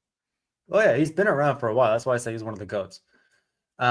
But it's like between the Teddy Long and Eric Bischoff, it's like you love Teddy Long, but you love to hate Eric Bischoff. And I think that's they want you to do the Teddy Long dance again, bro. Tobacco. Yeah, I think Teddy Long. If you want me to do the Teddy Long dance again, you got to send a super chat. There we go. I would have to say Teddy Long because I loved hating on Eric Bischoff. As far as like who I think did the better of the managing, I think Eric Bischoff did because he made things interesting. Teddy Long was just sort of a big baby face sort of general manager. And he was sort of like when Kurt Angle did Monday Night Raw as a general manager. The two are not the same. I get that, but it's like he was kind of I hate to say like a pushover kind of general manager. Like you see, as much as you get sick of the crash outs with Adam Pearce and Nick Aldis, like them two make it entertaining. Yeah, like oh my god, it's official. Like it's whatever. But with Teddy Long, he's like Danny said, he's the comedic relief. Eric Bischoff made more creative segments / matches. Moments. All Teddy Long, I feel like WWE all Teddy Long is known nowadays for is like you one-on-one with the Undertaker and his dance. Like Eric Bischoff from more than that. So I would have to say Eric Bischoff, I think, did the better managing. Mm-hmm. What I liked more, or who I liked more, was Teddy Long. Holla, holla, holla. But before I give you guys my answer, I will say this. The Teddy Long dance, you will get it live on the watch along if I win that We Are Wrestling Championship. I will be holding that title doing the dance. You know what I think WWE is missing nowadays? Is the whole dynamic of the GMs, not liking each other or whatever, and like, GM versus GM, Raw versus SmackDown aspect. I don't like them being twiners. Like, I want to see one be the heel, one be the face. Adam Pearce, the face. Nick Aldis needs to go for I don't like that they're friends, I don't think supposed to be like Raw is supposed to compete to be better than SmackDown and SmackDown versus Raw. That's what we're missing, man. That's what we're missing. Yep. And when you have live this Saturday on the Real Wrestling, and you can even have even if you don't want to bring back the traditional Survivor Series match, you can have Raw versus SmackDown War Games. That's what I'm saying. I think if we But they bring don't back give a those shit about the draft. traditional, I hate it. if we bring And back the the brands. traditional war games like the one we were watching on the 2005 Survivor Series, they need to bring in NXT. They need to bring in TNA or whatever. They need to make it more interesting. The best traditional Survivor Series match I remember seeing was back in 2019 when they first started going over to Saudi Arabia, and they had NXT invade SmackDown because I remember SmackDown superstars They were stuck. They were stuck in Saudi, and that was Yeah. like one of the best built Survivor Series. Like you had that face off with Keith Lee and Roman Reigns. Like, who can forget? Like Keith Lee almost powerbombed Roman Reigns through the fucking ring. Like that was a big Man, moment. Keith Lee had so much Also, potential, to and then take he on had fucked Eric's that up. comment, I don't think Teddy was more of a cheerleader because he did do a great job managing. Like, I'm not going to say that he was just there to like be Can we supportive. just Like, sit yeah, here? Tonight's main event's yeah, gonna be a whatever you want. tag team match. Can we just One sit on here one and with the respect the Undertaker. fact that Teddy Long came from being a fucking referee that used to get pushed around to being the fucking GM of the show? Like Well, that did you- guy Yeah. Well, if you actually man. if you actually want to He's go a back in goat. the time with WCW before he was the referee, he was actually a manager. Yep. But I do want to share my thoughts on who I liked better out of Eric Bischoff and Teddy Long. I have to go with Eric Bischoff. I always loved the villain general manager for some reason because it would always make the baby faces' lives a living hell. And with Eric Bischoff, I thought he did such a good job during that time. And as a kid, I hated him. I despised him. And I felt like he Yeah. did his job. But then again, I'm not going to discredit Teddy Long because he also Eric did his Bischoff. job because you were supposed to love him. And I loved like the opposites of the two. And I still think to this day, nobody will ever top Eric Bischoff and Teddy Long as the general managers of both Raw and SmackDown. I do feel like Eric Yeah. Bischoff's run as GM did come up short. I wish it was a little bit longer than it was, but I enjoyed it because we got Raw Roulette out of it. Dude, Eric Bischoff introduced I the Elimination remember Chamber. Like I back loved Eric Bischoff as a GM. when I was back then playing the wrestling video games more often. I remember playing as Eric Bischoff in one of them. I think it was SmackDown versus Raw or WCW Nitro. One of the games I had growing up, I played as Eric Bischoff. And also Eric Bischoff was kind of like the mini me version of like Dr. Evil mini me with Vince McMahon and Eric Bischoff. Or Bischoff, sorry. Bischoff. That's how I used to call him pronounced it that. back in I the used to day. call him that as a kid. Anyways, it just came back to me because we're talking about him. Force of habit. But Eric Bischoff was just like a mini me version of Vince McMahon, but with better hair, basically. Yeah. He's one that can literally like go 0 to 100 real quick, going from black hair to Yep. gray hair. All right, well, let's get into our main event here. Team Raw versus Team SmackDown. On Team Raw, we had Big Show, Kane, Carlito, the Masterpiece, Chris Masters, and the Captain, who is Shawn Michaels. Team SmackDown, on the other hand, we had JBL, Bobby Lashley, Randy Orton, Rey Mysterio, and the Captain, the World Heavyweight Champion, Batista. Bro, it's And- like fucking like main event guys versus the Job Squad, man.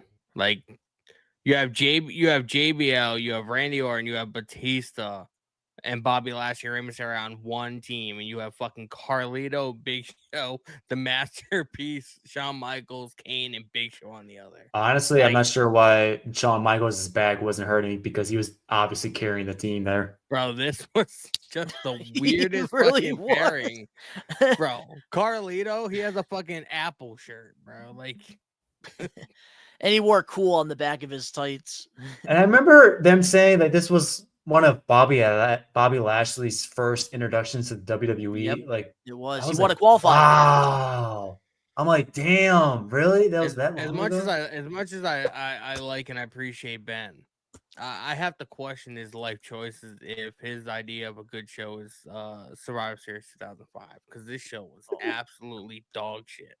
I disagree with you on that. I thought it was It was good. decent. It's It was okay. not good whatsoever. It wasn't the greatest, but It takes more than one match to be a good show. What's up, Matthew? Welcome I in. enjoyed this Survivor Series match. I thought it was fantastic. Bro, I was I okay. found myself dozing off. Oh, come on. I fell asleep because it was at the end of the day and I was exhausted from it. But then I watched Yeah, it it the was. next day and I was on alert. Like I was locked in. So I would Ooh, I Real quick, I just want to say, Matthew, in the live chat, I do love that question, and I'm gonna ask that before we get into the Survivor Series. Are we gonna give this PLE a rating at the end? Yes, we will. But All right, I'll wait till the end. But I want to hear your thoughts on this match right here, Dan, because we already know how Danny feels about it. Always fucking negative. I kind of agree with Danny, but I'm also disagreeing because it was a great match, not gonna lie, and it was sort of like this match Shawn Michaels, Kevin Nash's WWE title reign. Shawn Michaels and some B squad team members versus like any one of the team's SmackDown wrestlers could have been a headliner or main event wrestler. Like I said, you got Batista and Randy Orton above all. Like seriously. And then JBL, I can go without him. I don't really like him anyways. And I didn't like him a lot either. Rey Mysterio was just like, they were giving him so much fucking hate with commentary. Like, oh, sorry, little guy. Oh, better not next time. And then they were starting to put him over. They were putting him over, giving me like the ultimate underdog, and they let him, take out the Big Show. And I think he eliminated Kane too. Rey Mysterio. This is when he started to get that mega push. Because of the there was some great spots. I'm not gonna lie, there were some great spots in that match. Overall, I think it shouldn't have been the main event. Not gonna lie, but obviously, back then they were like, "Oh, SmackDown versus Raw, oh, big boom boom Survivor Series." Like, I get it. This particular match, though, it was entertaining to say the least, but I felt like it wasn't hyped up to be the main event. I loved the build up for this.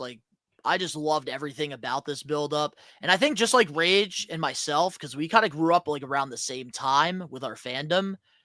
I think it's just nostalgia. It's nostalgia. It was. And I think that's why I didn't hate the show. Because I know, Danny, you are more of an Attitude Era kid than but it has nothing to do with that, bro.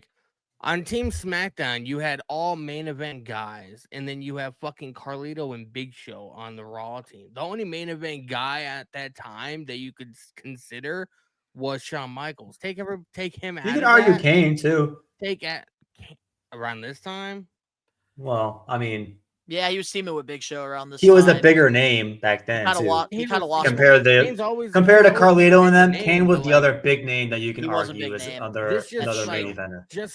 You can't discredit Kane. Just seeing what Team Raw was like and who was on it, it just seemed like they didn't give a fuck, and they were like, "Oh, we're just gonna put whoever in the match without even." Honestly, I don't think so, because they probably wanted to give Chris Masters and Carlito an opportunity to main event a pay-per-view. Because around this time, unlike they do now, they actually take risk. They actually take chances on people. And yes, honestly, maybe Chris Masters and Carlito were still green. They weren't ready for the main event spotlight, but they had to get that experience. You can say with SmackDown and Raw at this time, the teams would be similar. It would be so lopsided between Raw and SmackDown. It's not even funny. That's why I'm glad that they don't do it. But same here. That's why I was mentioning they bring in NXT or not AEW, but TNA or whatever. More than just two teams. Do this match. Why would they have 90% of their main event guys in this match to go up against guys who are lower mid card? Because it was all hype back then. Yeah, but that just doesn't make much sense to me. Giving people opportunities, letting people entertaining storylines helped out. You could say that why didn't SmackDown give other people opportunities? They did. Bobby Lashley, world heavyweight champion. JBL was already world Bobby heavyweight champion. Yeah, but JBL was starting to go down the card. JBL was already kind of out the door. Everybody on that team was already a top made guy. Why couldn't they Randy use Orton, some of their Mr. lower Survivor mid-card Series guys to even it up? They should have. Randy Orton was just coming out this time. Randy Orton debuted in 2002 in WWE. They were still giving him a type. Well, no, I said he was Mr. Survivor Series. But he was still a main guy around this time. Why couldn't SmackDown, instead of putting 90% of their main event guys up against these guys, they should have evened it up and give some of their lower mid card guys an opportunity? Well, that's not so much on Vince's but SmackDown, the Raw but if you look general at the two managers brands when it comes to character wise, Raw was larger than life. SmackDown just had the good wrestlers, and around that time with SmackDown, you saw in the ring. Hold on, let's pull it up here. So the winner of the match was Randy Orton, Team SmackDown. And look at that. This is SmackDown. This is why, Danny. This right here is why. we didn't freaking they had who they had in the match. You want Simon Dean in there? You want Funaki? Hardcore I Holly. love Nunzio, but you want Nunzio? I don't know. I just think There it were was so people fucking dressed up like lopsided. Chippendale dancers there too in the back. Yeah, they had the That's Simon Dean. I just feel like it was like too lopsided. I didn't like how it was. Yeah, they had the male mid-card strippers. guys against world, main event player level guys. Like any of the guys on the SmackDown team, Funaki. they could have main evented any single fucking PLE around this time. The Raw side, you couldn't have. All right, well, we know how you feel about this. So Randy Orton wins. They lift him up. And what do we get? The Undertaker coming out of a flaming casket. And let me He tell looked you. like he just came out of a parent-teacher conference.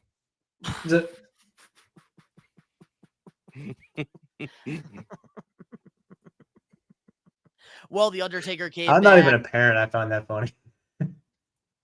And Taker made his return.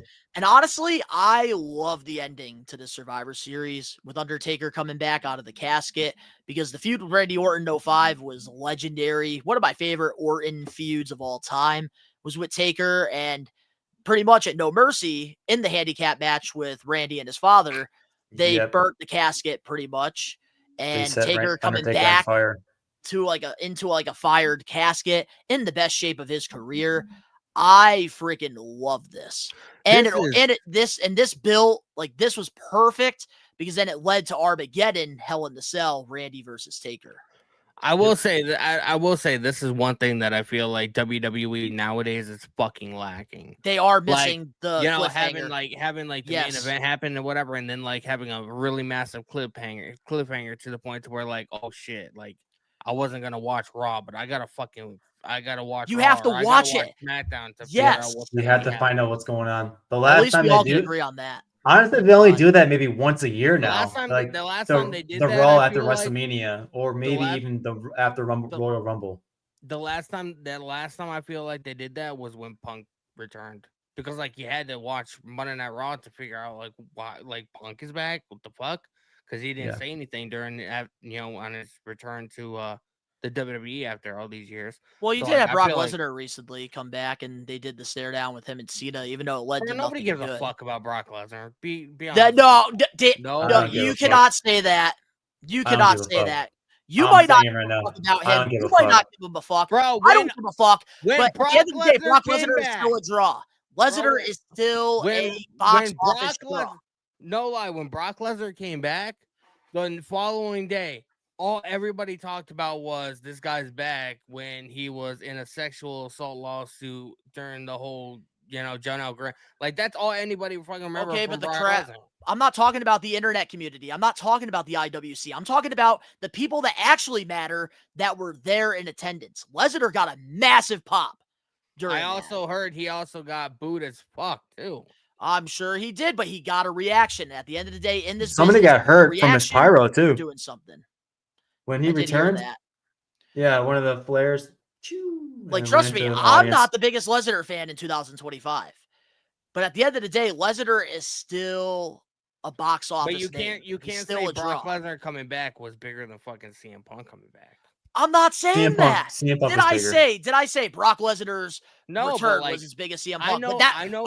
What I was trying to say was it was a cliffhanger. That's what we're talking about here. The Undertaker returning at Survivor Series 05 was a cliffhanger. It made people want to tune in. It didn't make you want to tune in with Brock Lesnar showing up, but I'm sure it made somebody else want to tune in. And beating the hell out of John Cena was not like, oh, I got to figure out. Because thank you, Bradley. Brock Lesnar is still over. Brock Lesnar needs to go back on his farm. Over his feet because he fell on his ass. Fuck. Reactions move needles. I agree. And I'm like, let's get back to what we were talking about. We all agree that we need to have cliffhangers at the end of these PLEs, right? Yes. Over. That might be the next merch. Brock that might be the next shirt. Sorry, I just got some eyelashes or something. That's okay. That's okay, Dan. But now let's rate the show because I already know the Maniacs. They want to get into the Survivor Series predictions, and I want to too. So what are we giving this out of 10? The Survivor Series. I'd probably give it 3.5, maybe 4. Damn! You You fucking hater, dude. Wow. You have some haters with that hate? Fucking tater hater. God dang. That's the Danny I know.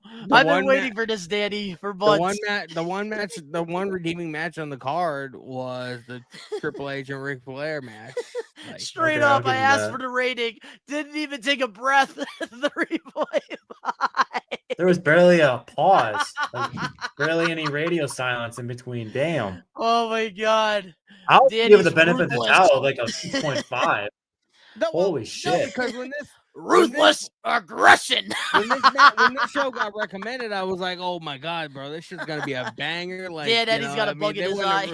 They wouldn't have recommended something that was gonna be mid. Then I watched it, and it was mid as fuck.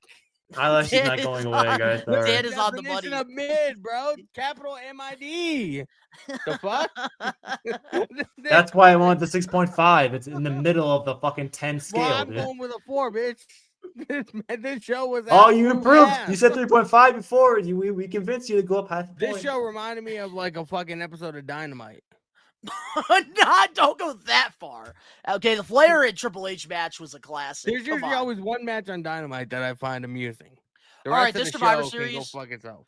This Survivor Series, I'm gonna give it a 5 out of 10. I think that's fair. And the reason I'm giving it a 5 out of 10 is because the last man standing match was, for me, I would have given it a 5-star. That's how much I enjoyed it. And the Team Survivor Series match, I also really enjoyed as well. That's the reason I'm giving it a 5. The other stuff could have been better. We should ask Rage what he thought, just like in the chat or something. Well, he would give it a 10. Like, this is the one he That's wanted true. to review. That's true. 3.5. He was hyping this show up. He's gonna be hella mad if he comes back and rewatches this. He's gonna be like, "Fuck you, motherfucker." What Royal show Rumble? is mid. Honestly, what Royal Rumble should we do? I know we're probably not going to pick it right now, but like, what Yeah, Rumble? I would have to look back. I don't know. I can't think of one. right Yeah. now. Because I'll I tell would you do, right like- now. I would do either like 2000 or 2001. Ooh, I Those like Royal that. Rumbles were fucking. Well, but one of bangers. my all-time favorite Rumbles was 1998. But I don't that want the Danny. Rumble I don't Vince want won? Danny to. I don't want Danny to shit on it and give it a 3.5. Just whatever. Let's let So let's just let honestly, I Danny might have to pick. go with what Danny's gonna pick. I agree. Let's just let Danny pick and then just fucking hate on it. You know, just oh, it's a Yeah, 1.5. I give it a Bro, 5. Fuck it. Sparkins if in it's his Worst legs. Rumble 2000 or ever. 2001, But there's guys, nothing you can hate Danny on. gives it a 3.5. We need to get you a 3.5 shirt. I'm gonna give his Royal Rumble 2.0. Meltzer just giving have 5 shirts. stars to the Young Bucks. you Danny should- giving 3.5s to the Bro. WWE. We should just have shirts made of all the wacky sayings that I say, and we can just sell them on Pro Wrestling TV. Well, I got one of my wacky sayings on a shirt, which you can get like down in the There description you box go. below. Grind is Grind real. is real. Truth to that. Well, honestly, I had a lot of fun doing this. The Rumble putting over- AJ I did Styles too. made his debut. Bro, why do you guys always want to watch out mid-ass shows, man? That's a good one. Bro, Anyways. WWE around that time was absolute ass. Danny's gonna give it a Just because 2.5 AJ instead of a 3.5. Just because AJ Styles debuts on that show does not mean it's an automatically a good show. Now, Royal Rumble 2000 or 2001, bro, outside of the whole fucking that comedian fucking eliminating himself in 2001, like that Kane had like the longest fucking Rumble entry in for years. Like he held the Most record. He was- eliminations in a Rumble match. Yep. Yeah.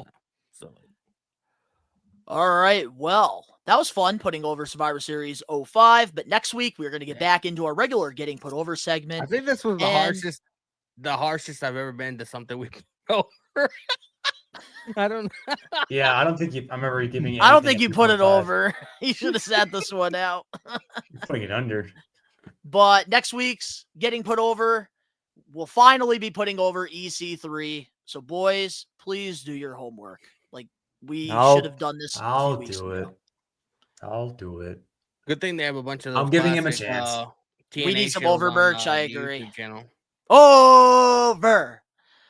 All right. Well, with that being said, now let's get into the official WWE Survivor Series predictions. And we're going to play the video, the hype, one more time because we're crowning a new We Are Wrestling champion. So if you guys didn't see the intro of the show, here you go.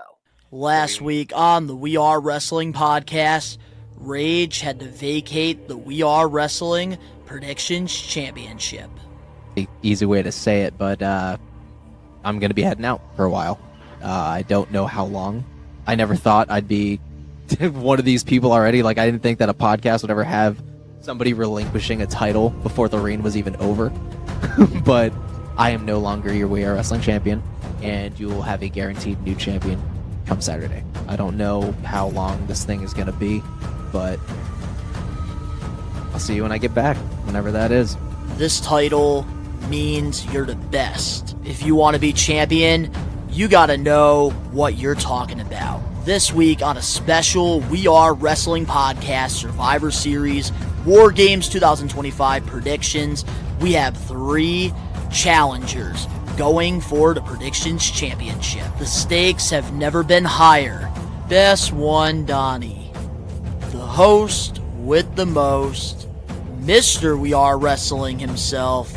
That's what he claims to be. I am the listener heard tonight! First ever We Are Wrestling champion. He's not afraid to share his opinion, whether it's popular or not. Will that cold, hard truth help him capture his second We Are Wrestling Predictions Championship? All right, well, the champ will take over here. I'll let you shine my belt before Wednesday. Daddy Huckins, the one who wakes up thinking about wrestling all day long, arguing with the trolls in the IWC. Watches the weekly shows every week live on his YouTube channel, Daddy Huckins PW. All those hours watching the full shows.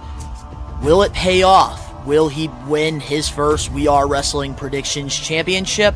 And there is the new guy, Dan Eddy, who is also a former We Are Wrestling Predictions champion. He's got a lot to prove. There's no better way of proving yourself than winning the We Are Wrestling Predictions Championship. I hope you're ready for an interesting episode of the We Are Wrestling podcast. All right, well, it is time, ladies and gentlemen, to get into our official WWE Survivor Series War Games 2025 predictions. And before we get into it, we do have some new rules that we're going to share now that the championship will only be defended during the 5 big WWE PLEs, which is Royal Rumble, WrestleMania, Money in the Bank, SummerSlam, and of course, the Survivor Series. And obviously, with WWE only having 4 to 5 matches per PLE, we want to make things interesting and not have ties, because that's something we did have in the early days of the championship. So to avoid that, here are the rules. Just like our old predictions, every match we get correct, we earn 1 point. Now, you can score an extra points by predicting who in the War Games matches get the pinfall and pinned. So, for example, if you predict Becky pinning AJ, if Becky scores the pinfall on whoever, that's 1 point. If AJ Lee gets pinned by anybody in that match, that's 1 point. But if you predict the right combination of who gets the pin on the person, that's a bonus 3 points. Each of us will make one return prediction in the middle of it, because we do have 4 matches on this card. So in the middle of the predictions, we will share who we think is going to return. And if we get it correct, that's 3 points. So pretty much whoever has the most points by the end of Survivor Series will be crowned the new We Are Wrestling Predictions champion. Any questions, boys, before we get into the predictions? No. Nope. So we get, well, I got one question. So we get one return guess the entire night. Yes. All right. Doesn't have to be a specific match. Doesn't have to be a specific moment. One overall return. Gotcha. Anybody, it could be in-ring return match. It could be coming in, helping somebody win. Backstage, spotted in the crowd. a return. So somebody that hasn't been on WWE TV for quite some time. I know Brian Cutler has been saying Liv Morgan possibly coming back. So let's say you say her, they show her in the crowd. That means she pretty much made a return. But so, when you say show her in the crowd, like if she's just like somebody watching the show, does that? Well, no, they have to obviously put the camera on her with like her name at the bottom. Like they have to do that. But that doesn't count as a return though. That just means she's there. I think like return would be like somebody interfering or somebody coming out with their entrance theme or something. Not just sitting there watching the show. Triple like H, they bought a ticket and everything. But here's the thing, though. Triple H, he does like to do debuts and returns by having somebody in the crowd, and he puts the camera on them, and then that's like been his like secret formula. Yeah, but one of the only people that he's done that. I think that'd be a cheap way to go, though. Julia. All right, so we're not going to count that then with the crowd. If they're just showing them in the audience, like say, "Oh, they got a ticket, I'm watching the show," and they don't interfere, I don't think that's considered a return. I think that's just oh yeah, she's there. Okay, cool. Or he or she is there, you know. I think that's probably not a way to say, oh, there's a return. Okay, So here, if Donnie, if you somehow if they interview with the match or they have a moment besides them just panning the camera on them, then okay, that would be okay. But backstage counts though, right? Yeah. Backstage segment. Okay, good. Yeah, I suppose. Yeah. All right. Well, we got the rules all situated because I don't want there to be any controversy here. We need to crown a new champion Danny. after the Survivor Series. So here we go, and we're going to start off with the Women's War Game match.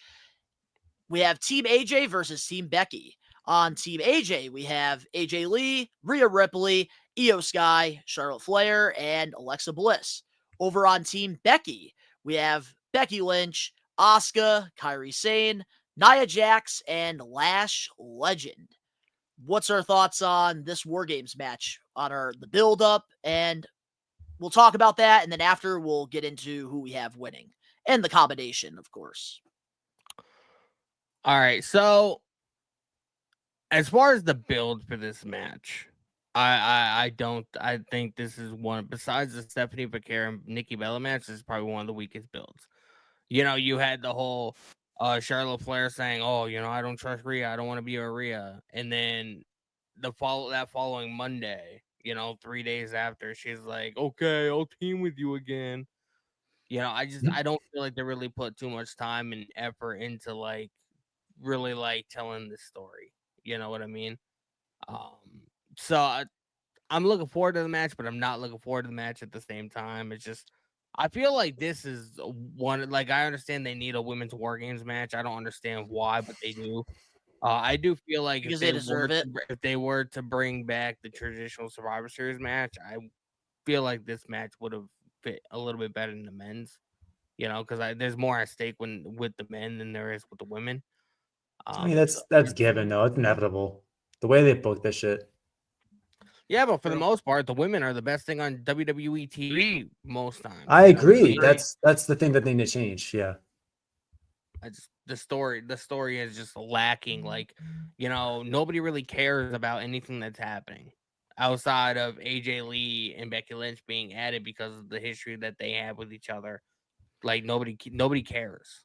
I will say I kind of agree with you on this one because it just seems like this is a way to just keep people relevant on WWE TV, because I feel like Rhea Ripley's kind of lost a lot of momentum since losing the title.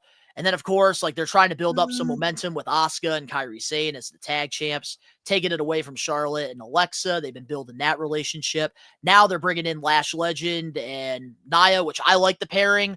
But this is a way for them to maybe start a program with one of these tag teams. So it does feel like it is being a filler in a way, except for AJ and Becky, of course, because that makes sense. I think there's more long-term storytelling in this match compared to like fitting in. So I think in terms of like what we were saying with the Survivor Series 2005, they were getting new people a chance. They're getting, you know, these storylines developed. I think it's more on that aspect, but people see it like in a vacuum. They're thinking, oh, well, it's just sort of like bland. I think the more like the longer term, like long term, you look back at this match and you're gonna be like, oh, okay, that was a great idea to have this person in there or that team in there. So I think in the way this match has been built up may have been a little better, but I think the storylines themselves, the Easter eggs, the seeds have been planted, and like looking back at this match, like years or whatever, maybe even months later on, I think it's a good idea. Because Triple H like just slow cooking, He loves the slow cook. I don't even know how he's going to get a turkey made tomorrow. I just feel like he started in August. The War Games match is about the July. is all about like legitimately going to war with each other, and it's just like they haven't done much to really build intrigue for that. Hollow cards, triple fraud, shake my head. Well, I will share my thoughts on this. Like, I just think that it does feel like a filler match because, like I said before, Rhea Ripley, even Io Sky, like she's lost a lot of momentum as well. So I think that this is just a way to get people on the card. I wish like we would get like Lyra Valkyria in here. I wish maybe we would have gotten. I'm like, surprised Roxanne Lyra Perez and Bailey are Raquel not in it Rodriguez. because Bailey's from California. Bailey. She's from that area. Yeah, She's around from San Diego. Jose. Yeah, San pretty Jose. close. But yeah, so with our predictions now, here's who I have winning the match. I'm going Team AJ. That's who I got winning. Who do you have, Team AJ or Team Becky? And then we'll get into the combinations. I gotta go with Team Becky, because I feel like Alexa Bliss is gonna end up costing. She's gonna end up turning on Charlotte Flair, and that's gonna end up costing in the match. So that's interesting. Okay. All right. I'm gonna go with Team AJ too. All right. Well, there we go. So you and I, Dan Eddy, we got Team AJ. Danny, you got Team Becky. But now the most important question that can earn you 3 bonus points for the We Are Wrestling Predictions champion. Who do you have pinning who? We can only pick one combination. So let me pull up the graphic once again. Yes, only one combination. All right. So here is the card right here. We got Io Sky, we got Rhea, AJ, Charlotte, Alexa versus Lash Legend, Nia Jax, Becky Lynch, Asuka, and Kairi Sane.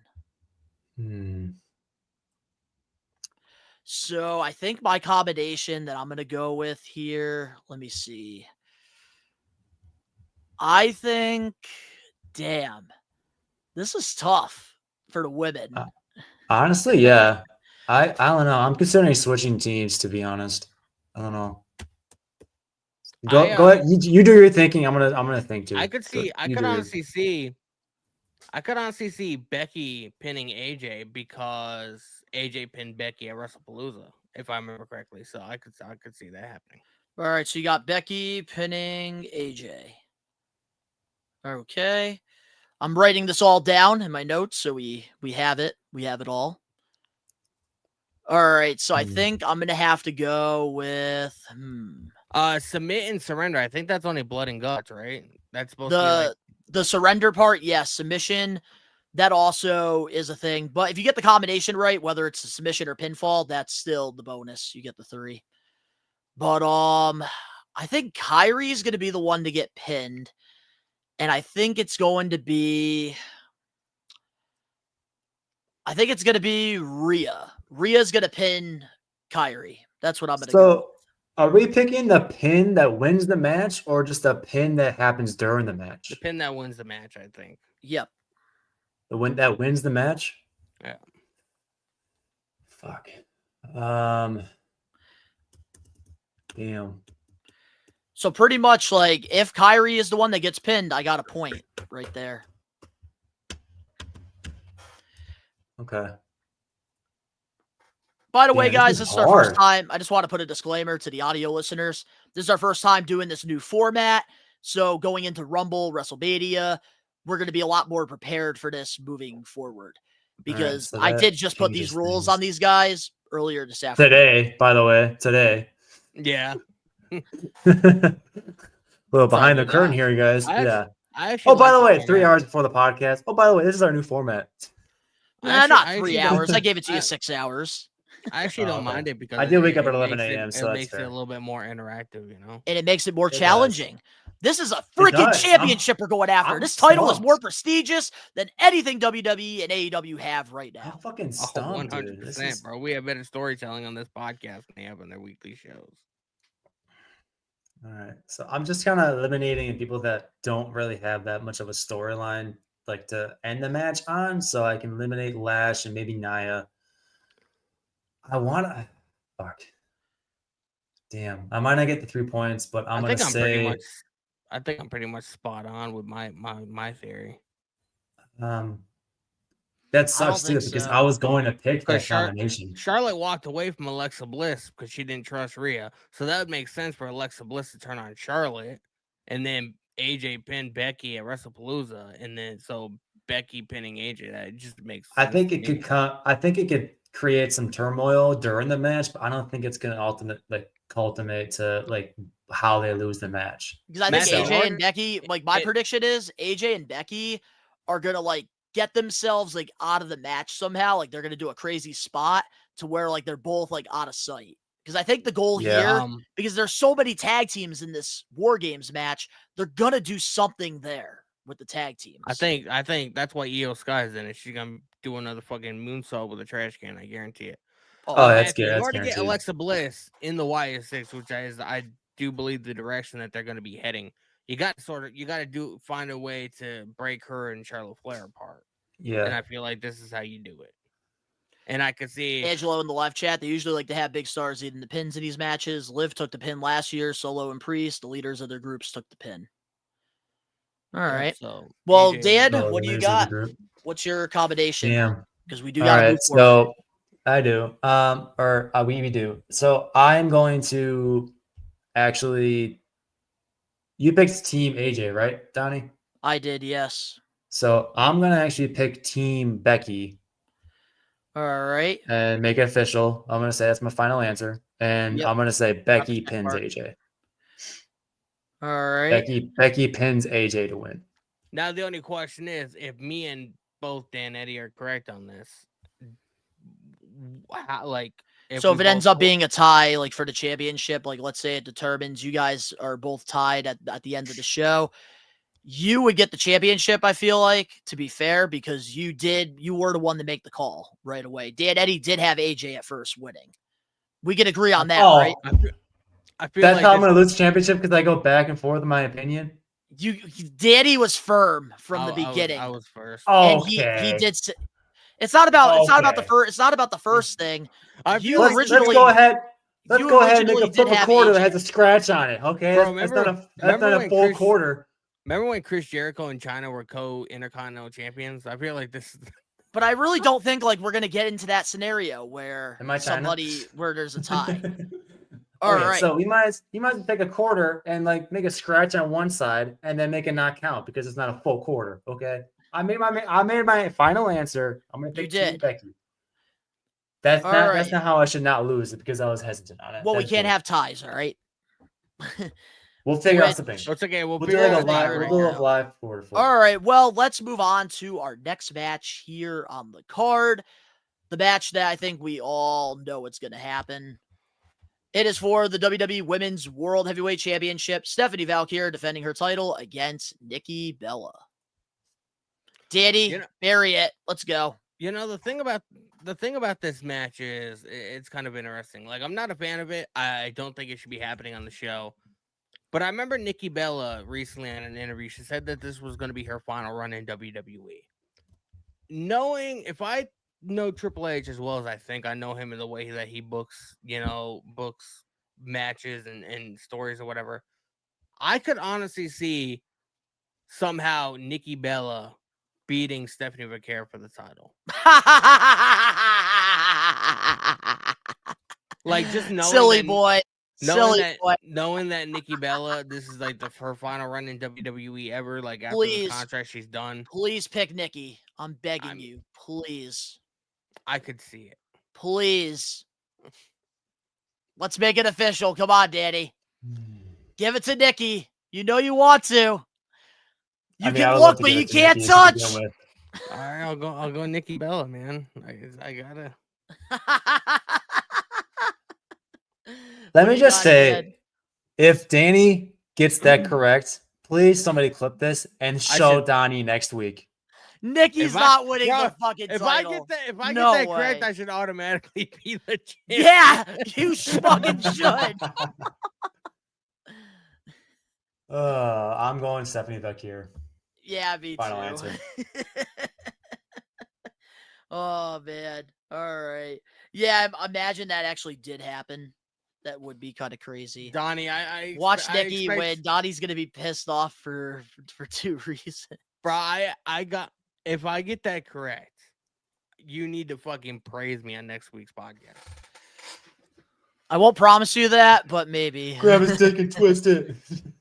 But there's no way. There's no way. But then again, Triple H Give me really a doesn't rub and care about tug. the IWC stuff. The So. old dick twist.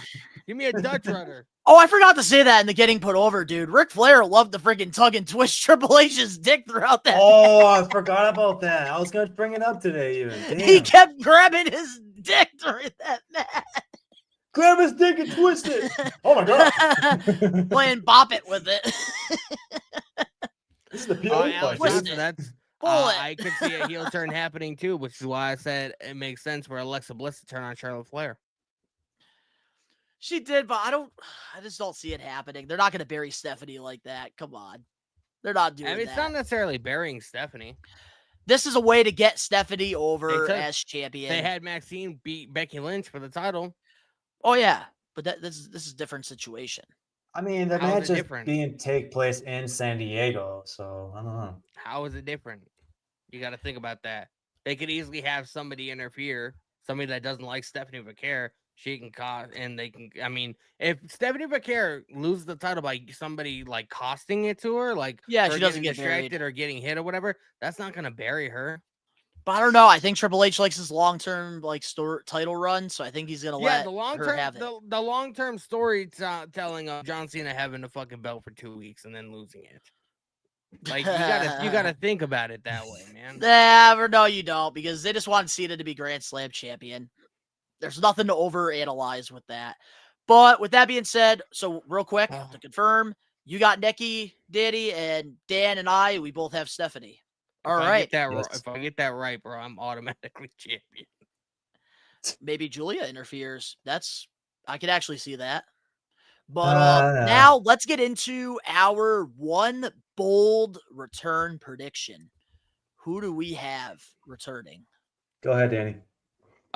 Liv Morgan. I think she helps Dominic retain the IC title or get back the IC title by costing John Cena. That's a way to get the title off of John Cena without making him seem like he lost straight one-on-one against Dominic Mysterio. And you get Liv Morgan back on TV, which I heard is going to be happening very soon. Instead of happening at the Rumble, have her return now, and they can build up the tension within the Judgment Day between her and Roxanne. Roxanne wins the IC title against Maxine Dupree, and then eventually it's going to lead to a story of Roxanne defending the title against Liv Morgan, and Liv Morgan winning the Intercontinental Championship. I really do like that Liv Morgan answer. That's a good one. Damn it. Donnie, you go. All right. I'm trying to think of something different. Like I do feel like Liv Morgan is gonna come back because that does make sense for Dirty Dom to win. I do like that prediction a lot. I don't see Jericho. I don't see it happening yet. Not with Survivor Series. But then again, like they like to do big returns. Jericho has been spending a lot of time in the West Coast. He's been in Vegas the last couple of days, and like he has been around. So, I'm going on WWE.com right now just to look at the superstars because maybe I am like forgetting somebody. Let's see here, WWE roster. Who on the roster dislikes John Cena and could potentially help Dominic? I just don't if see it's John anybody, Cena if it's going into anybody, it's Liv Morgan that's gonna help him. Like I think you're onto something. Because they've said that I've heard reports that she was out for filming purposes, but she was also injured. She's going to be coming back very soon. So I mean, return. This is wow. This is actually kind of tough. Because at the end of the day, WWE is probably going to disappoint us, and they're not going to have anybody come back. The only thing you really have to take in consideration is WWE really going to have John Cena lose his last 2 matches? So if he loses on Saturday, I don't see him losing his final match, which is usually, you go out on your back most of the time. So like you got to take that into account as well. Yeah, no, I'm thinking I do think if it's anybody, it's going to be Liv who gets involved with the return. Kevin Owens. I don't see that happening. I think it only makes sense if it is Liv. It's not going to be Kevin Owens because he just recently had neck surgery. I know that. I think I might have I actually think I have a bold prediction. I think for who's going to return. Right. Go ahead and say it. And this is just a Hail Mary, and I do think the Liv Morgan thing is going to happen, but I'm not going to try to copy Danny here. I think we can see Chad Gable. Don't get me started, Angelo. Don't get me started. Chad Gable returning as El Grande Americano, the legit one.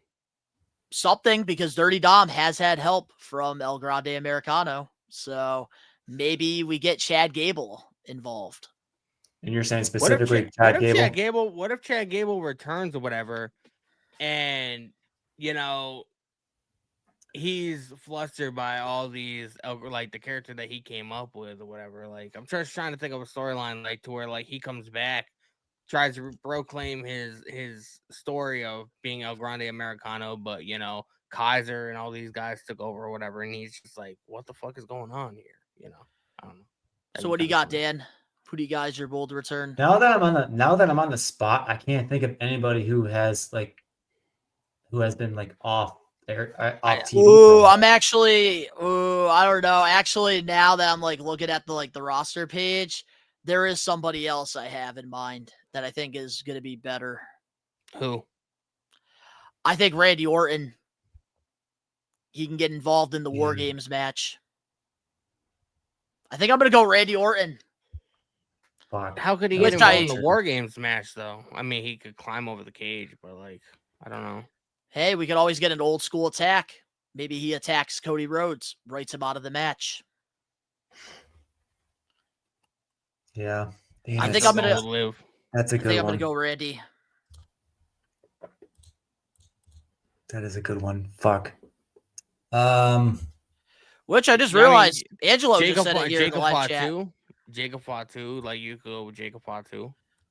He's on Dan Eddy probably will be Edge. No, Edge would be his last opponent. I don't know where Jacob Fatu would fit in though. Are you kidding me? Look at Drew McIntyre is framing him. Or he thinks Drew McIntyre is the one that took him out when it wasn't.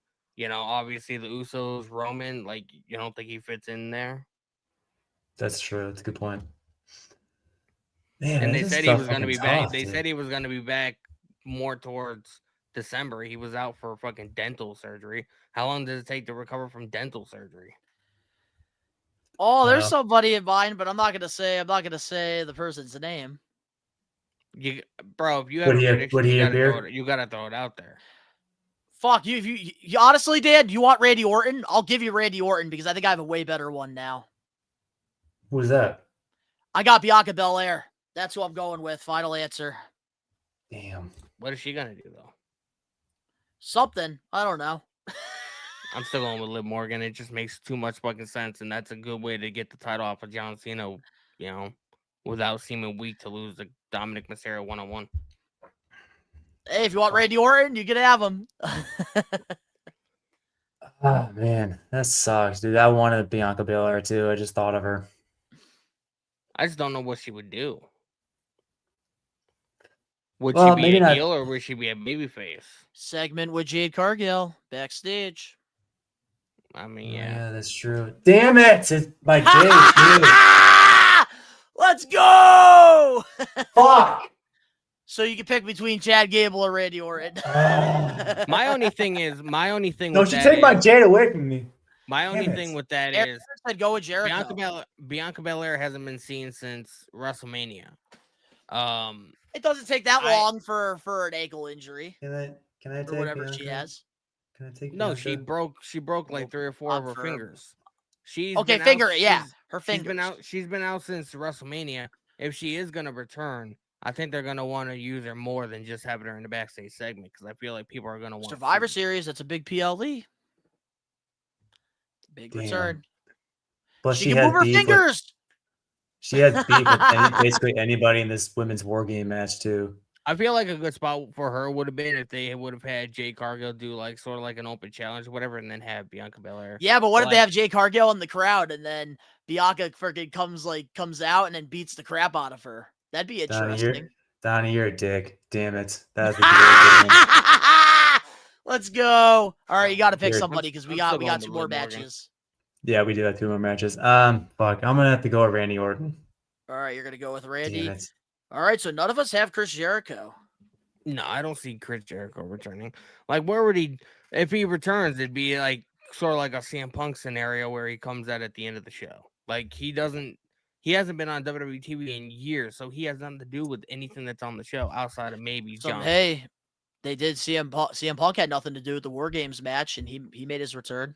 Yes, he came out at the end of the show, like I just said. Imagine the end of the show, we get a cliffhanger. It's Jericho. But people will be like, "Oh, he came back the same way CM Punk." You know, they would compare it to what CM Punk did. So, yeah, but WWE likes to do the same shit over and over again. I don't know. I mean, it's fuck. It could possibly happen. I really don't think so. Stop breathing into the fucking mic, you chode. All right. Well, I'm that being pissed. said, let's get into our next match here on the card.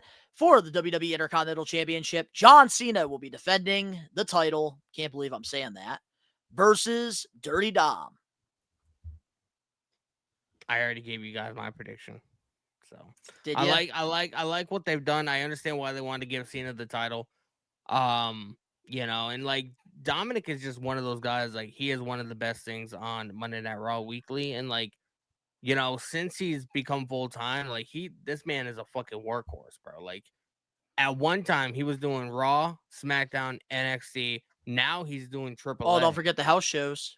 Yeah, the house shows. I think what was it, 2024? He had like more matches than anybody else in WWE or something like that. I want to say it was either that year or 2023. I can't remember, but like I think they did more house shows in 2023. Dominic Mysterio is a fucking workhorse. It was 2023 because NXT. I do feel like, you know, putting Dominic in this spot is definitely like it's, you know, to give him the rub a little bit and, you know, legitimize the guy because believe it or not, there's still people that don't like fucking Dominic Mysterio for whatever reason. Doesn't make sense. But, you know, he's phenomenal at what he does, man. Like for somebody being his age, like he's only like 28, I think. Like yeah, he's not even 30 yet. He's not even close to hitting his prime, and he's this good. Like imagine when he's like 35. You know what I mean? Yeah. Like Dominic Mysterio is phenomenal. Yeah, I like the match that he had with Cena on Monday Night Raw. It was fantastic. I understand why Cena won the title, but I do think he loses it. And by what I just said, I think Liv Morgan returns, and you know that's a good way. If Liv Morgan comes, you know, returns, distracts Cena, or like you know has an equalizer and hits Cena in the head, knocking him out behind the referee's back, like the referee's like in the corner, like you know fixing like the turnbuckle or something, and that'd be a good way for Dominic Mysterio to get the win.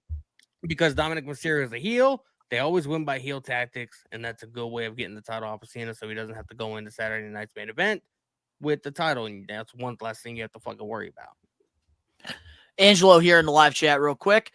I couldn't care for it. Out of all the people, Dom was the one that got multiple matches out of John and Cena's lost Survivor Series. I'm the only one that doesn't care for him. Well, you must be the only one because I loved what they did here with the build. R-Truth had more than one match with Cena this year too. That is true. Positive. But I actually really like this, and I did enjoy the segment we got this past Monday on Raw with the Midi Cena, Midi Stu. Thought that was entertaining. And just in general, I love that they gave John Cena the Intercontinental Championship. Still beating myself up that I had no money to go out to that Monday Night Raw and see it live in person because I had big event, Rhode Island Comic-Con. A lot of things happening in November. But in general, John Cena and Dirty Dom, I think that this match is going to be better than the Boston one. And I actually do believe Dirty Dom will win the championship because it just doesn't make sense. If Gunter wins the tournament, him going for the Intercontinental title, I don't think that's going to happen. He's going to beat Cena in the farewell match, and then we're going to go to Royal Rumble. Gunter's going to try to get his revenge back on CM Punk for breaking his nose, and it's going to be for the World Heavyweight Championship. And I think that's going to be the program. So it doesn't make sense logically for Gunter to win back the Intercontinental Championship when he already has the longest rating title run. And I feel like that's kind of like a step down. And if Cena goes in with the IC title, it makes the match really predictable because he's not going to retire as champion. Exactly. You know? So, and if this was AEW or Tony Khan, he would probably have John Cena win, and then they would vacate the title and do a tournament because he does do that unpredictability there. But Triple H would do the typical old school thing where the legend puts over somebody new, passing the torch. Here's what I see for WrestleMania, Angelo. I see Punk versus Cody, and I see Braun Breaker versus Roman. That's what I see. I want to see Braun Breaker versus somebody big. I don't care if it's Brock, Roman, as long as he wins and he gets that big match. That's all I care about. But who do we got? Who do you got in this one, Dan? With the John Cena match, I have Dirty Dom. Alrighty. That's the three of us, man. Yep, we all got Dirty Dom. That's gonna be a fucking tie for if anything. Now let's get into the unpredictable main event here, and I feel like this is what's gonna really determine who wins this championship because I could see literally every scenario happening here. With our main event match for the Survivor Series 2025 in San Diego, we have Team Roman versus Team Brock. And on Team Cody, we have Jimmy Uso, CM Punk, Roman Reigns, Cody Rhodes, and Jey Uso. And then over on the Visions team, we have Drew McIntyre, Big Bronson Reed, Brock Lesnar, Braun Breaker, and Logan Paul. Let's just get into who we have winning this match first. And for me, I'm going Team Roman. I'm going Team Vision. And the reason why I'm going Team Vision is because I feel like they need momentum, going into the future and heading into WrestleMania season. And I feel like Team Punk or Team Roman, whoever the fuck is actually going to be the head person in charge of this group, they're not a legit tag team. So they could easily lose and then split apart and, say do whatever. But if you have Team Vision lose, I feel like that's gonna add a lot of tension within the Vision. I don't feel like they're in any closer than they were before about breaking up. So I kind of feel like Team Vision has to win. Well, Omar's got Team Brock. Heels are winning. The match or show should end with Braun, Spear, and Brock setting up a Mania match. So here's my take on this. Because I think what's going to happen is there's going to be lots of tension with the Team Vision. Because I do think that Brock Lesnar is actually going to build a program with Logan Paul. And I think that Logan Paul, he's already getting under Brock's skin. And I think it's only a matter of time in the War Games match. Logan is going to piss Brock Lesnar off. And Lesnar is going to take him out, and he's not going to help Paul Heyman. And he's just going to walk out. And then I think that's why Team Roman is going to win this. So I see both your guys' stories or ideas or opinions, whatever you want to call it. There's tension with both teams, and Donnie pointed out with Team Division Danny. Yep, Logan's going to piss Brock off, and they're going to create a viral moment. There's tension between Punk, Roman, and Cody, though. There's so much history between that. Yep, so just like last year, and don't CM Punk and Roman were able to figure it out, and they're going to figure it out this year. And don't forget, on Raw, Roman was like, that title would look a hell of a lot better on my shoulder. But he wasn't specific as though what title he was talking about. Well, him and CM Punk couldn't even look each other in the eyes last series. But then they shook hands.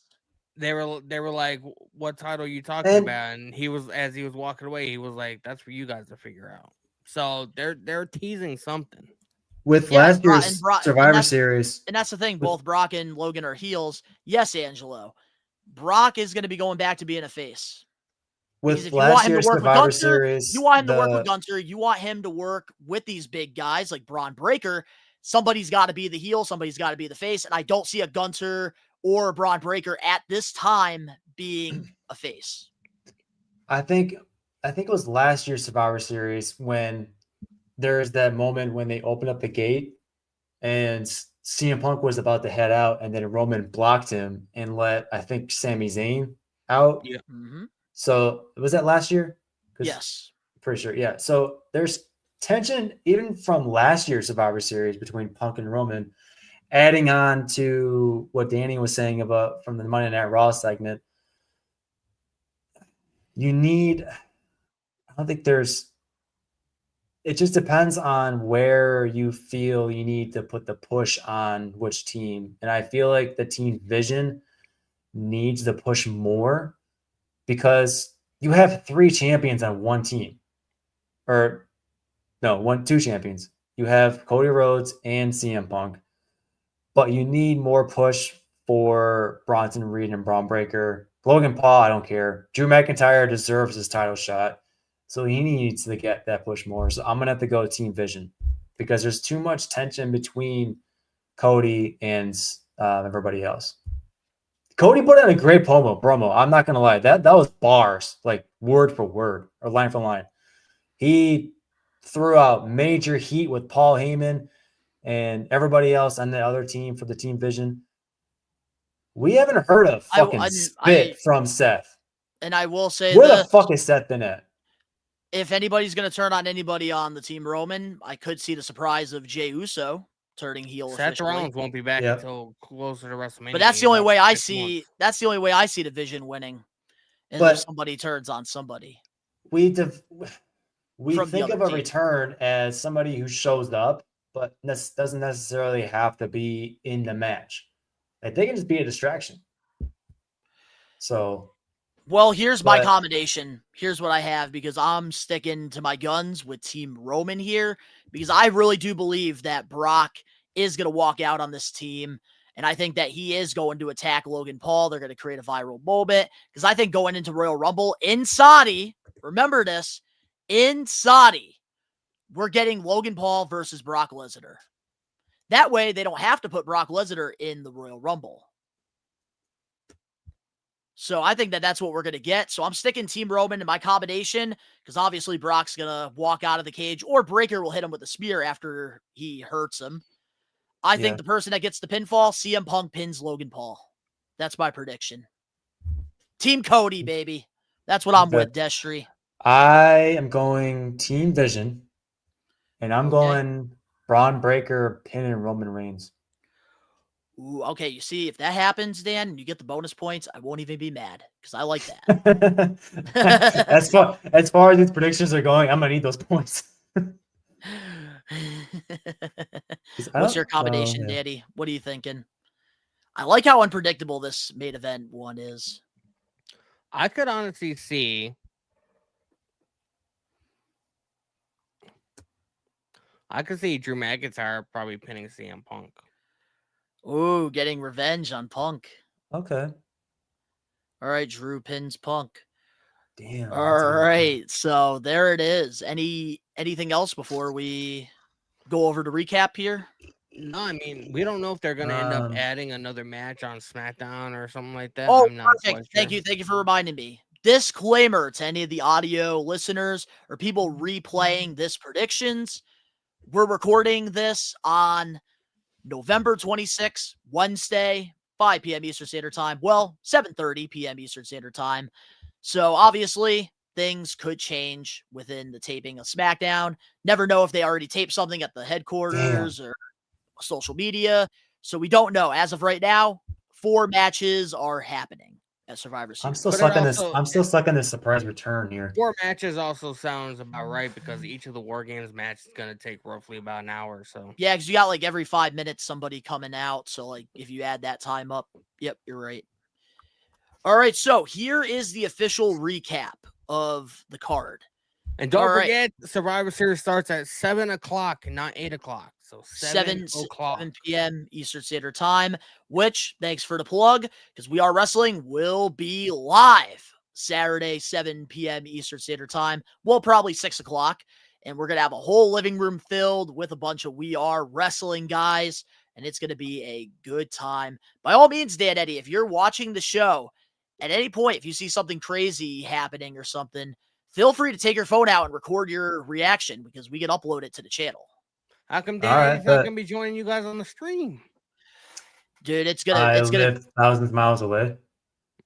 That, and with our big PLEs, we usually fill up the best one living room with everybody. So for me, I'm already controlling the live chat, but I'm also trying to entertain the people that are over the house watching the show. Mm-hmm.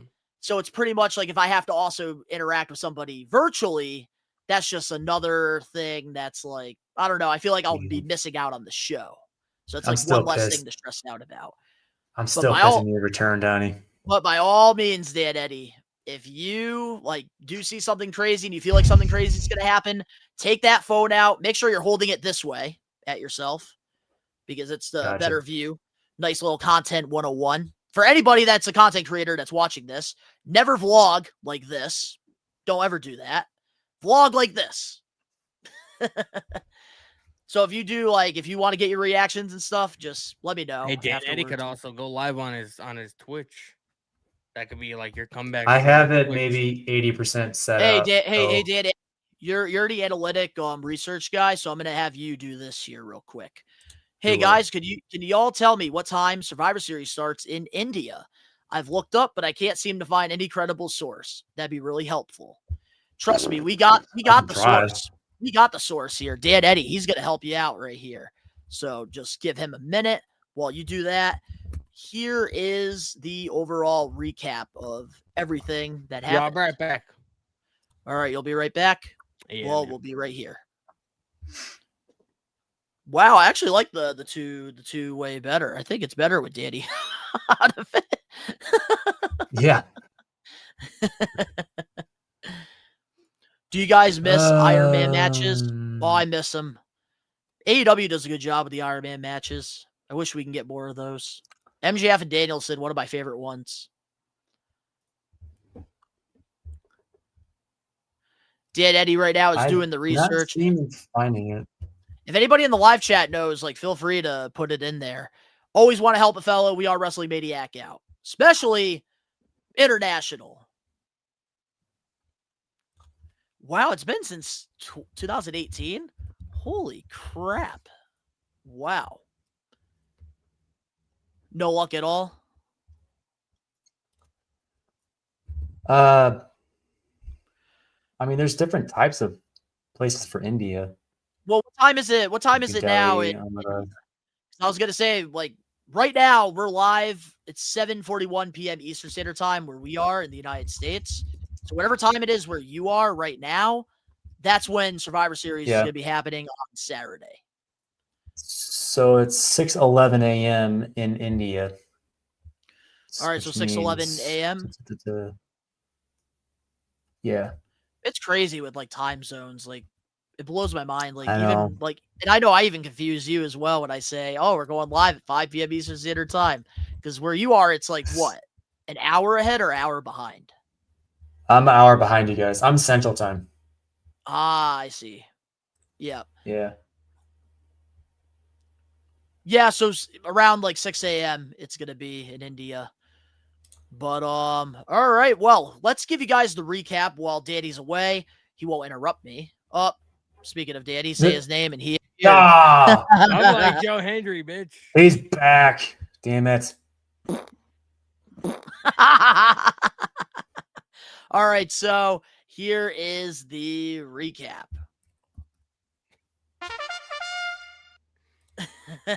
So, Danny, here was your official predictions for WWE War Games. So, with the Team Becky versus Team AJ, you had Team Becky. You have Becky pinning AJ. Moving on to the next match on the card for the Women's World Championship, You're probably the only one, the 1%. Nikki Bella, you have defeating Stephanie for the Women's World Championship. You have Liv Morgan returning. You have Dirty Dom winning the Intercontinental Championship back from John Cena. And then in the War Games match, you have Team Vision winning, Drew McIntyre pinning CM Punk. Everything sound right? Yeah, man. All right. All right, here we go. Dan Eddy. Here is your official predictions.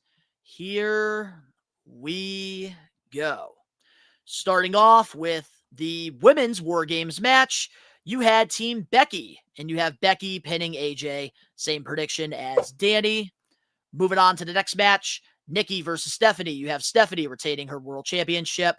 Your return is Randy Orton. Yeah, I gotta take care of something real quick. I'll be right back. Yep, you're good. You do your thing. Sorry. Yep. All right. So then, of course, Dan Eddy, he's also has Dirty Dom winning the Intercontinental Championship back from John Cena. And then he also has Team Vision, Braun Breaker pinning Roman Reigns, which I actually really like that prediction. All right. Especially if they're going to be setting up a match at some point. All right. So here's my prediction here. So here we go. Starting off with the Women's War Games match. I actually have Team AJ winning. Rhea Ripley pins Kairi Sane. Moving on to the next match. I have Stephanie Valkyrie retaining her championship against Nikki Bella. My return, I have the EST, Bianca Belair. I think she's going to come back at Survivor Series in some way. Dirty Dom will defeat John Cena for the Intercontinental Championship. And in the War Games match, I'm going with Team Roman. And I have CM Punk pinning Logan Paul.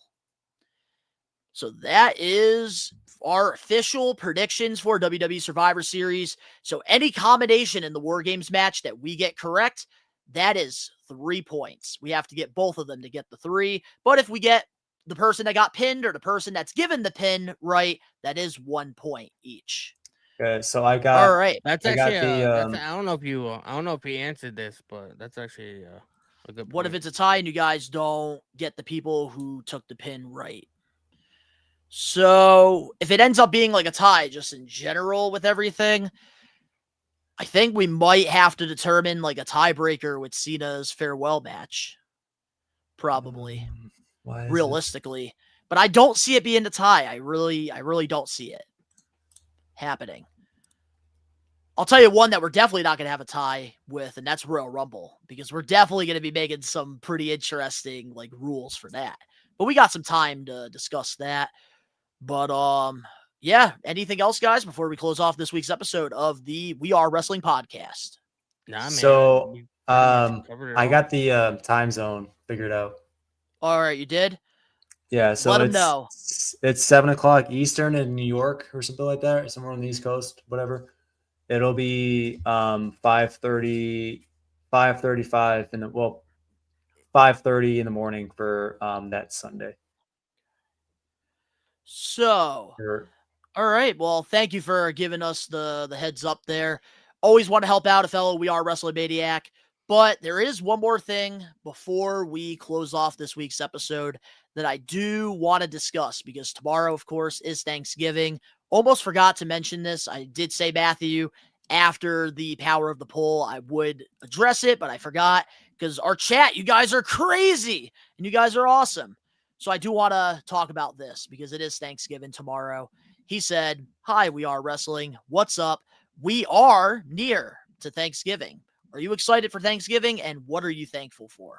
I think that this is the best way to close off this week's episode. So one thing that you are thankful for. And I want you guys in the live chat to also say something you're grateful for as well. It's hard for me to narrow it down to just one, man. Like I'm grateful and thankful for my family, my kids, everybody is healthy and everybody's, happy. But also I'm very thankful for, the platform, whatever that we built. It's not like anything massive, there's always room for growth or whatever, but there's a lot of people that bust their ass and they don't have the kind of viewers that we have and the loyal audience, whatever, that tunes in every week or whatever. Like, not even just here on the We Are Wrestling podcast, but like your toy channel, my wrestling reactions, and so I'm just really thankful that people actually give a shit about what we have to say and what we do. Yeah, throughout the night, we've had some really good numbers like throughout this entire episode, and we did hit our highest point when Ricky Knows Best showed up. Hey, he's a draw, man. He's over. Over. Yes, Danny. I want to start hearing you say that on your live streams. Get it over. Maybe I'll give you a free shirt whenever I make one. What are you thankful for, Dan? I'm just thankful for being here with you guys right now. I'm thankful for the wrestling maniacs that are in here every week. Like the fact that like what Danny was saying, that you guys give a shit about what we have to say is really awesome. Thankful for you, Donnie and Rage, for making the decision to even put me on the podcast. I've had tons of fun. Just thankful for Benson and Kona, the two dogs. If you ever see them in the background, little one's Kona, big one is Benson. And I'm just kind of thankful for people in my life in general. So there's a lot of things that I'm thankful for, grateful for, because like Danny was saying, especially being a small content creator, especially for how long you and I have been doing this, because it goes all the way back to like 2009. I started in 2010, October 2010. I made my first channel. And I started August 8th, 2009. And as a small content creator, it's difficult to get the views. It's difficult to grow a loyal fan base like we've done here on the We Are Wrestling channel. Same with our own channels as well, because now I'm starting to get recognized even more with the toy stuff when I go out to Rhode Island Comic-Con and big event. So I'm really thankful for the community that we built, because I feel like we just have such an amazing group of people that do support us in what we do. And I always get to see the same people every week in the live chat. Get to see Angelo, get to see Eric, Alex Johnson, Josh Toy Show, who I also get to see at these conventions and shows, and Bradley, and so many other maniacs that we have in this community. And with the IWC being so toxic and negative all the time, I love the community that we have, because yeah, there's times where we get negative and we go on rants, but we also have a positive outlook on things. We respect one another's opinion. And that's what I love about this community that we've built here. I'm thankful for you, Danny. I'm thankful for you, Dan. And of course, I got to mention Rage. I'm thankful for him as well. You guys have sacrificed a lot of time, hard work, effort into making this podcast what it is today. We've been consistent for so long, doing these live episodes every Wednesday, 5 p.m. Eastern Standard Time. And I know I'm the host with the most. I'm Mr. We Are Wrestling.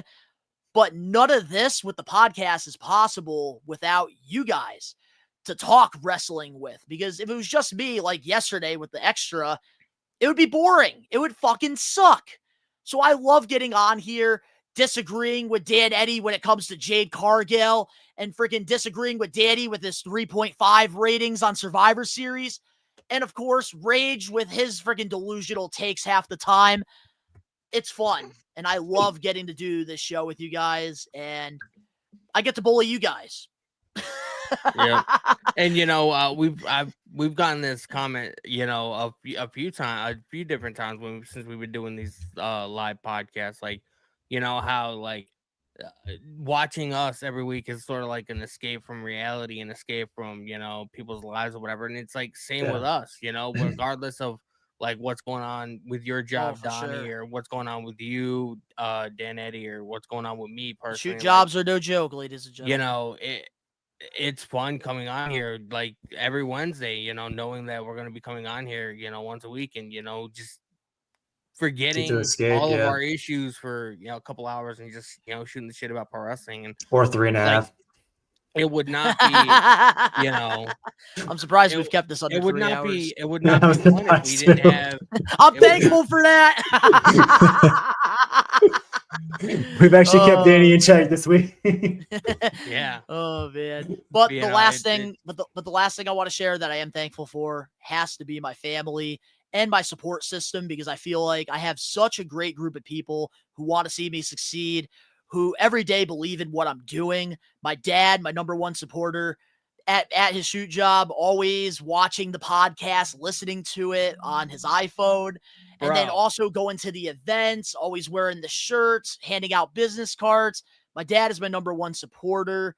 My fiance, I'm so grateful for her because she gives me the opportunity to do this and supports me every step of the way. And of course, all the people that you're probably going to see in my living room this Saturday for the War Games watch along, because they've also been such a big support group. Because also, and I just want to say too, and then I'll let you guys go, because my friends that I have right now in my life, Jungle Boy Jordan, Ricky Knows Best, just everybody in general that's in my circle, they all sacrifice I have to sacrifice a lot of time that I get to hang out with them because of this content, working a shoot job full time, be like focusing on my family full time, running 2 successful YouTube channels full time as well with my toy stuff and We Are Wrestling. A lot of the times I have to put my friends on the back burner, and those people that are going to be in my living room, I'm very thankful for, because a lot of people would just say, you know what, like, you know, like, screw you, but they want to see me succeed just like I want to see them succeed. So for that, I'm also very thankful for them. And I'm thankful for bullying your friends. I agree 100% when Donnie said that his dad is his biggest support system, because I'm gonna let you guys in on a little behind the scenes. I was recently editing a toy video that's gonna be out on the Best One Donnie toy channel, and who do I hear in the background going up to the clerk at the store? Best One Donnie is here filming a toy hunt. I mean, bro, that's like dedication right there. You know? And I will tell you right now, like, one of my proudest moments, like, ever as a content creator, because throughout the years, like, you have people that always say, oh, this is just a dream, this is a crapshoot, like, you can never, like, make a living doing this. And I remember getting that first YouTube check. I remember it clear as day, and just remembering, like, how proud all these people were of what I did, especially my dad. Paid? maybe not. I just wanted to piggyback off what Danny was saying. Where you get to just kind of have this sort of distraction for a few hours, and the fact that I had you guys to talk, and Rage included, to talk wrestling about. Love you, Rage. I don't have that many. Love you too, Ben. Hey, love you, Rage. And I don't have that many people that I can actually talk wrestling about, like, to in this depth. Like, I've had people that are like, "Oh yeah, that's cool. You know, I watched it back then." I'm like, "Did you remember? Hey, do you remember like SummerSlam 2008 or something like that? What was your best match? Like, favorite match?" And like, I don't get to talk to people like that as far as like compared to talking to you guys. So the fact that I get to talk to you guys at least once a week, maybe check up on you guys, to hear from you, that's what I'm thankful to as well, because you guys, this definitely keeps me sane. Oh, absolutely, real life, 100%. And like, I'm so happy that you're a part of this now, Dan Eddy, because like at first I saw the potential, and immediately, like, I told Rage and Danny, I was like, we got to keep Dan Eddy when Danny comes back from his break.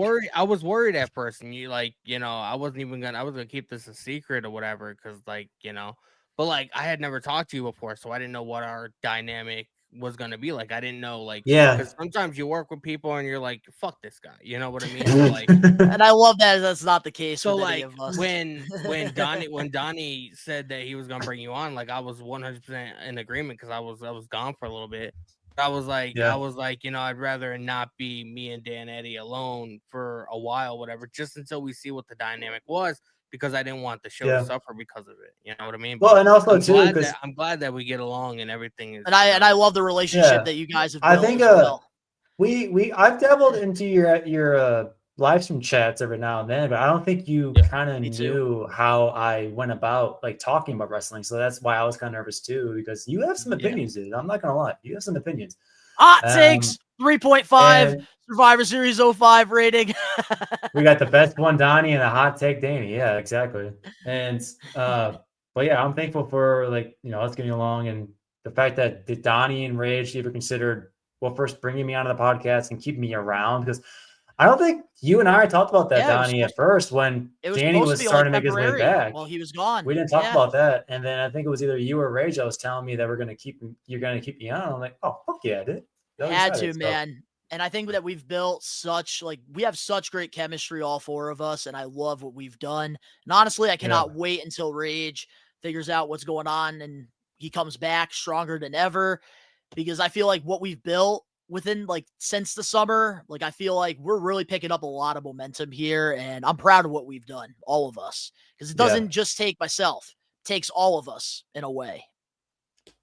Whether we get our answers in, it's not a run, it's a marathon, baby. It takes an army to build an empire.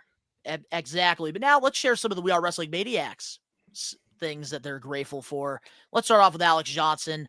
I'm thankful for my parents, my sister, my animals, Jesus, and the We Are Wrestling podcast. Love that. Angelo in the live chat, family. Nothing is better than family. Josh Toy Show, I'm thankful I get to be a part of this podcast and the people in my life. I'm thankful for a lot in general. Absolutely. 1,000%. I'm thankful for a lot, which includes being a We Are Wrestling Maniac. We love that. Angelo, that's why I watch wrestling content creators, because I got no one to talk to about it. And that's exactly why we created We Are Wrestling. I read that in such a sad way. I was like, people that you see, okay, look, but it's exactly true. I have some friends that are into wrestling that will probably be there Saturday because they would just want to hang out with everybody. But then there's other people that do wrestling, but they're casual fans. Well, myself, I'm an encyclopedia. I know the exact date, time, place of something that happened. And with you guys, I could go in depth and just completely mark out about little news that we're talking about here. Over. Eric is, I'm thankful for weed and hookers. I love that. Yeah. Hey, man. Amen. I'm actually thankful for this chili I'm about to consume later on right now. Got to give you an Orange Cassidy thumbs up. You got to go slow with it. But let's just plug a couple things before we close off this week's episode. The We Are Wrestling Survivor Series upload marathon is not over yet, because Thursday we have no videos because it's Thanksgiving, of course, but Friday, brand new House of Glory vlog. And then, of course, Saturday night, WWE Survivor Series watch along. And it's one of the big five. And I think Rage will be here watching it. So you guys will get to catch up with them. He'll be there. And a bunch of people are going to be coming to the Best One House. So it's going to be a really fun stream. I'm sure we're going to get a lot of insane content while everybody's over there. Danny will be live on his channel, Danny Huckins PW, for Survivor Series. So I hope you guys go back and forth. We need to show some love to Danny. I'll be live for SmackDown as well as myself. So feel free to join us. We want to wish each and every one of you a happy Thanksgiving. Eat a lot of food and pass the fuck out tomorrow and watch, Christmas movies or whatever. It's going to be a fun time. We're going to eat a lot of turkey, and I'm looking forward to it, man. I'm actually excited. And the thing I'm excited about, my shoot job Friday. I'm using my last vacation day of the year, so I'm excited. I got the day off. I'm gonna get all my Christmas shopping done during Black Friday. That's what I do. I do Cyber Monday, but yeah. Yeah, I do Cyber Monday as well. I don't really go to the stores. That's what I consider Black Friday, is going on Amazon, getting something next day. Yeah, but I wanted to wish everybody else a happy Thanksgiving too as well. Thankful for you guys showing up every week, and thankful for everybody else that's involved. So hope you guys have a great Thanksgiving. 2026 is going to be a banger fucking year, and this podcast is going to explode like you've never seen it before, man. I'm calling it now. Oh, yeah, absolutely. But a couple things before I say happy Thanksgiving to you guys. If you guys haven't checked out the Big Event New York vlog, it is up. I met a bunch of legends in Long Island, New York. Right now, you guys are blowing the video up. I believe as of right now, we're at 1.3 thousand views on this. So let's keep those numbers up. If you haven't checked out Rod Buddy's first time going to an indie show, it's a must-watch vlog. Same with the TNA Bound for Glory. But if you didn't check out the news, yesterday I did a whole live We Are Wrestling podcast extra, which is available on audio and, of course, the We Are Wrestling YouTube channel, talking about the Continental Classic, Nick Hogan possibly getting into the business, full gear review, all that good stuff is on that episode, and even talking about Stephanie McMahon's daughter. She was going to get into the business, but with the whole Vince thing, that was not the case. But guys, I hope you enjoyed this week's episode of the We Are Wrestling podcast. If you did, smash that like button now. If you're not a We Are Wrestling Maniac yet already and you want more awesome pro wrestling content and you're listening to this wherever you get your podcasts, Apple, Google, Spotify, wherever it is, leave us a 5-star review, not just any review, a best one review, and download this episode and all the previous episodes, I think going all the way back to episode 50. That's how long we've been audio, which is cool. If you're not a We Are Wrestling Maniac, you're already over on the YouTube channel where you get the best pro wrestling content, live episodes of the podcast every Wednesday, 5 p.m. Eastern Standard Time, watch-alongs for all the AEW pay-per-views and WWE PLEs, including Survivor Series this Saturday. Recommend you guys to hit that subscribe button now, turn on the post notifications. The links are down in the description box below. You can go follow me over on my social medias, and you can go check out my toy YouTube channel, Best One Donnie, close to 3,000 subs over there. So if you're into wrestling figures, Nickelodeon, toy hunts, and you want to relive some of your nostalgic memories growing up, that's the channel to go to. And my merch is available now as well. Makes the perfect Christmas gift. Like, come on now. Like, who doesn't want to grind his real shirt?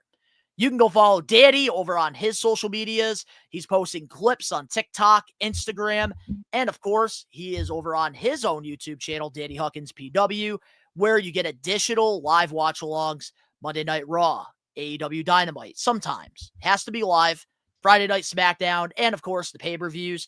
You're getting additional watch-alongs over there, and it's free. So go check out Danny's channel, link below. Dan Eddy, we have your Instagram, but if he doesn't like you, he won't accept your follow. So if you want to go follow Dan Eddy to see if you made the list or not, go follow him. All our links are down in the description box. Also follow my Twitch, Dan_Eddy. Same thing you see here. That he's not active on. All the links Not down active. below. Well, when I return, it'll be a big pop. But of course, to all the We Are Wrestling Maniacs out there worldwide, before I say Happy Thanksgiving, I just got to say, Dan Eddy, fuck you. The Rams are number 1. Happy Thanksgiving. Peace out.